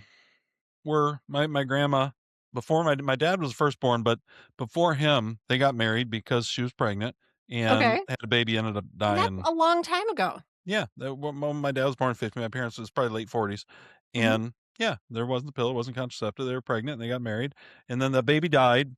I can't remember if it was if it Oh. was a stillbirth. Anyways, got a tombstone, so it must have not been just like a miscarriage. Oh, okay. So I can't remember his name. Okay. Robert. I Okay. don't know, I didn't something. know this. Okay. I had an Uncle Robert. But so I think that he's right. That makes sense that was a common occurrence back then. And it wasn't that they were so immoral or they were so this. It was that was what was clearing the market. That was moving people into the next phase, which was marriage and family. Because it was appropriate. Yeah. Like, oh, oops. Well, we really liked each other, and now we got to do it. Let's do it.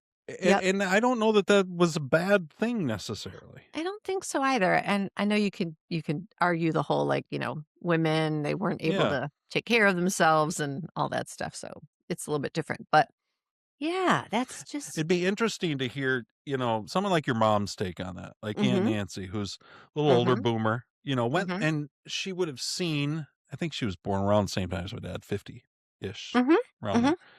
And they kind of they lived through this kind of sexual revolution and the Mm-hmm. feminism and the pill and like like Nancy, your mom has lived through all of that. Like she's seen Right. it all. Like we look at it and we kind of when we're coming up, we took contraception as for granted.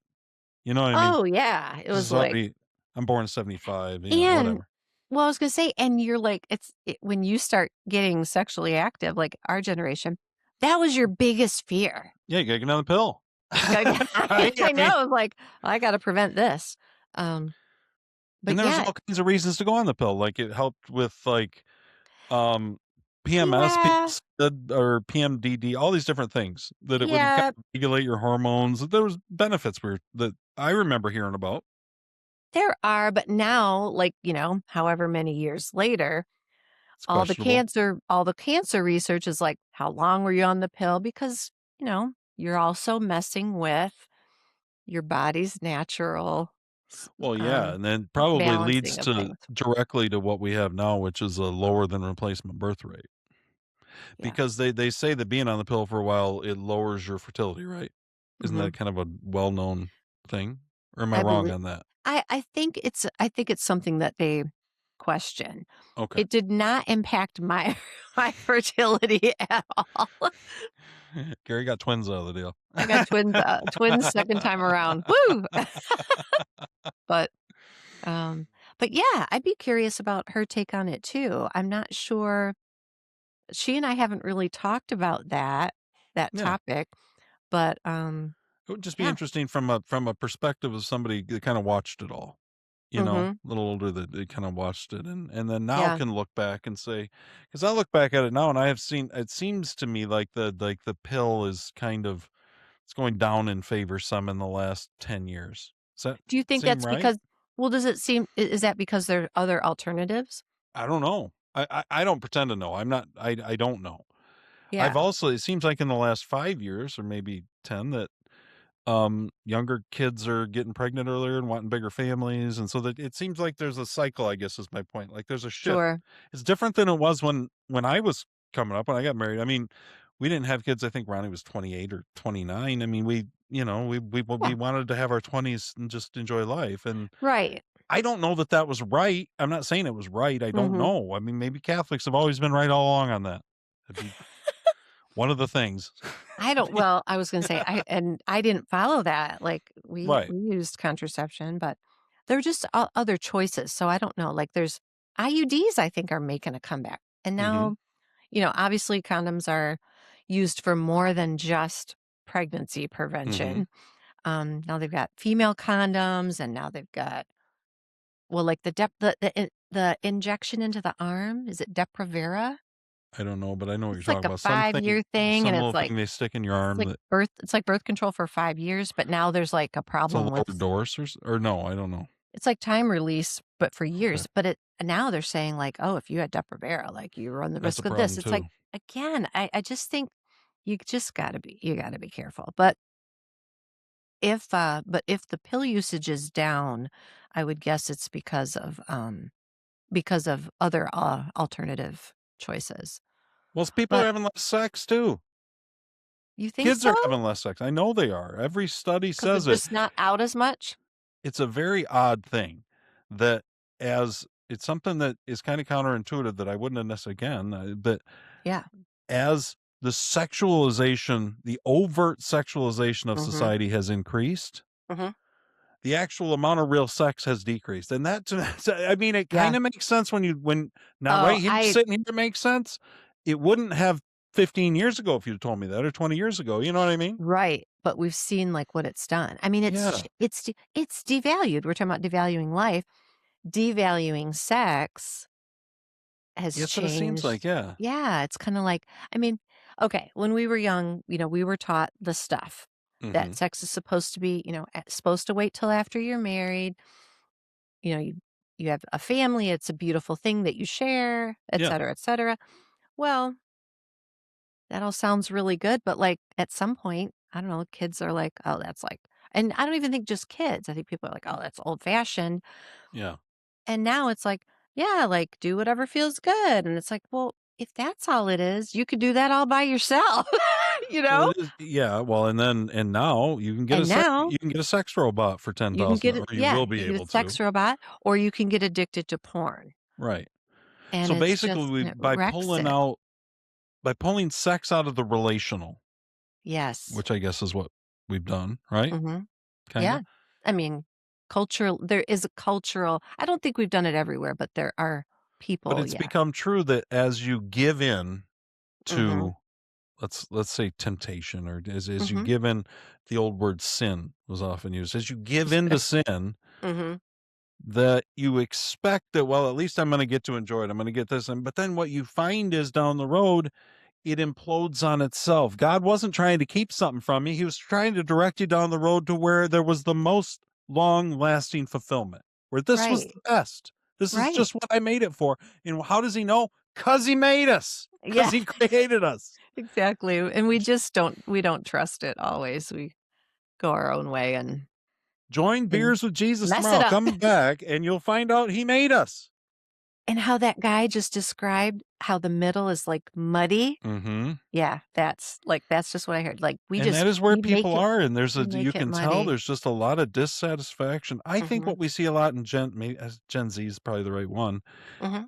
and there's a lot of dissatisfaction. How much of that was COVID? They had this Mm-hmm. horrible thing slammed right in the middle of their Yeah. childhoods. Right. What does In the that middle do? of their We don't school know. life, and it wrecked everything. And but I think Mm-hmm. I think if Gen Z knew enough about how to express it, they'd say that many of them find themselves in the muddy middle. And Yeah. if I were to look at Gen Z, the people who seem the happiest are married, having babies at like 22. You know Yeah. what I mean? I Like, know. so I don't know. Maybe God was right. Like starting life. Like just start living. Yeah. So Yeah. I know, it's interesting. I have hope. I have hope for the I Gen do Zs. too. I mean, you've got to have a realization of something. You got to have a crisis to deal with, which I think Gen Z is recognizing Mm-hmm. before you can actually kind of make some changes. And Yeah. I hope that they will. I think that I hope so I too. hope we're on that. So anyway, tomorrow, guys, join us for Beers with Jesus, because Cool. we're going to kind of roll right in. We are.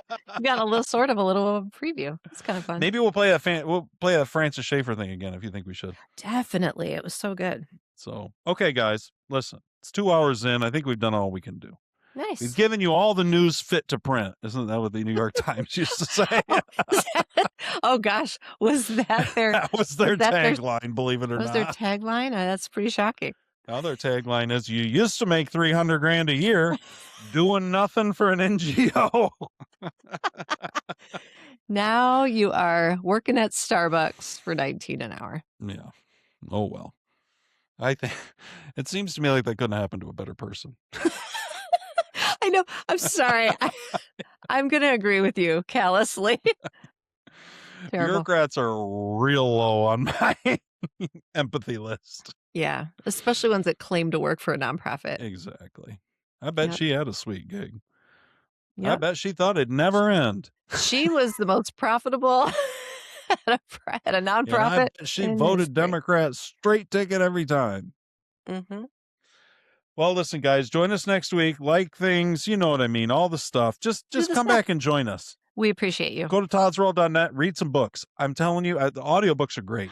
They're so fun. Get either go for Witness it. or Insurrection Book 1, grab the audiobook, and tell me what you think. I think you're going to love it. You're going to tell your friends about it, and then I'm going to be a best-selling author before we even know it. Woo! You should be. All right, guys. Thanks, Carrie. Yeah, I tell you what, I didn't even notice your injury today. Oh, good. It was amazing. My mouth feels like the desert. It's Thomas with a broken hand after he punched Lambeer's head. Remember, he came out and they won the NBA Finals anyway. Oh, my gosh.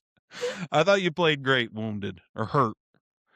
Thank you. All right, guys. Good seeing Catch you. Beers with Jesus. ToddsWorld.net. You know all the stuff. We'll be back next week. All right. Thanks, Carrie. Thank you. Bye. See ya.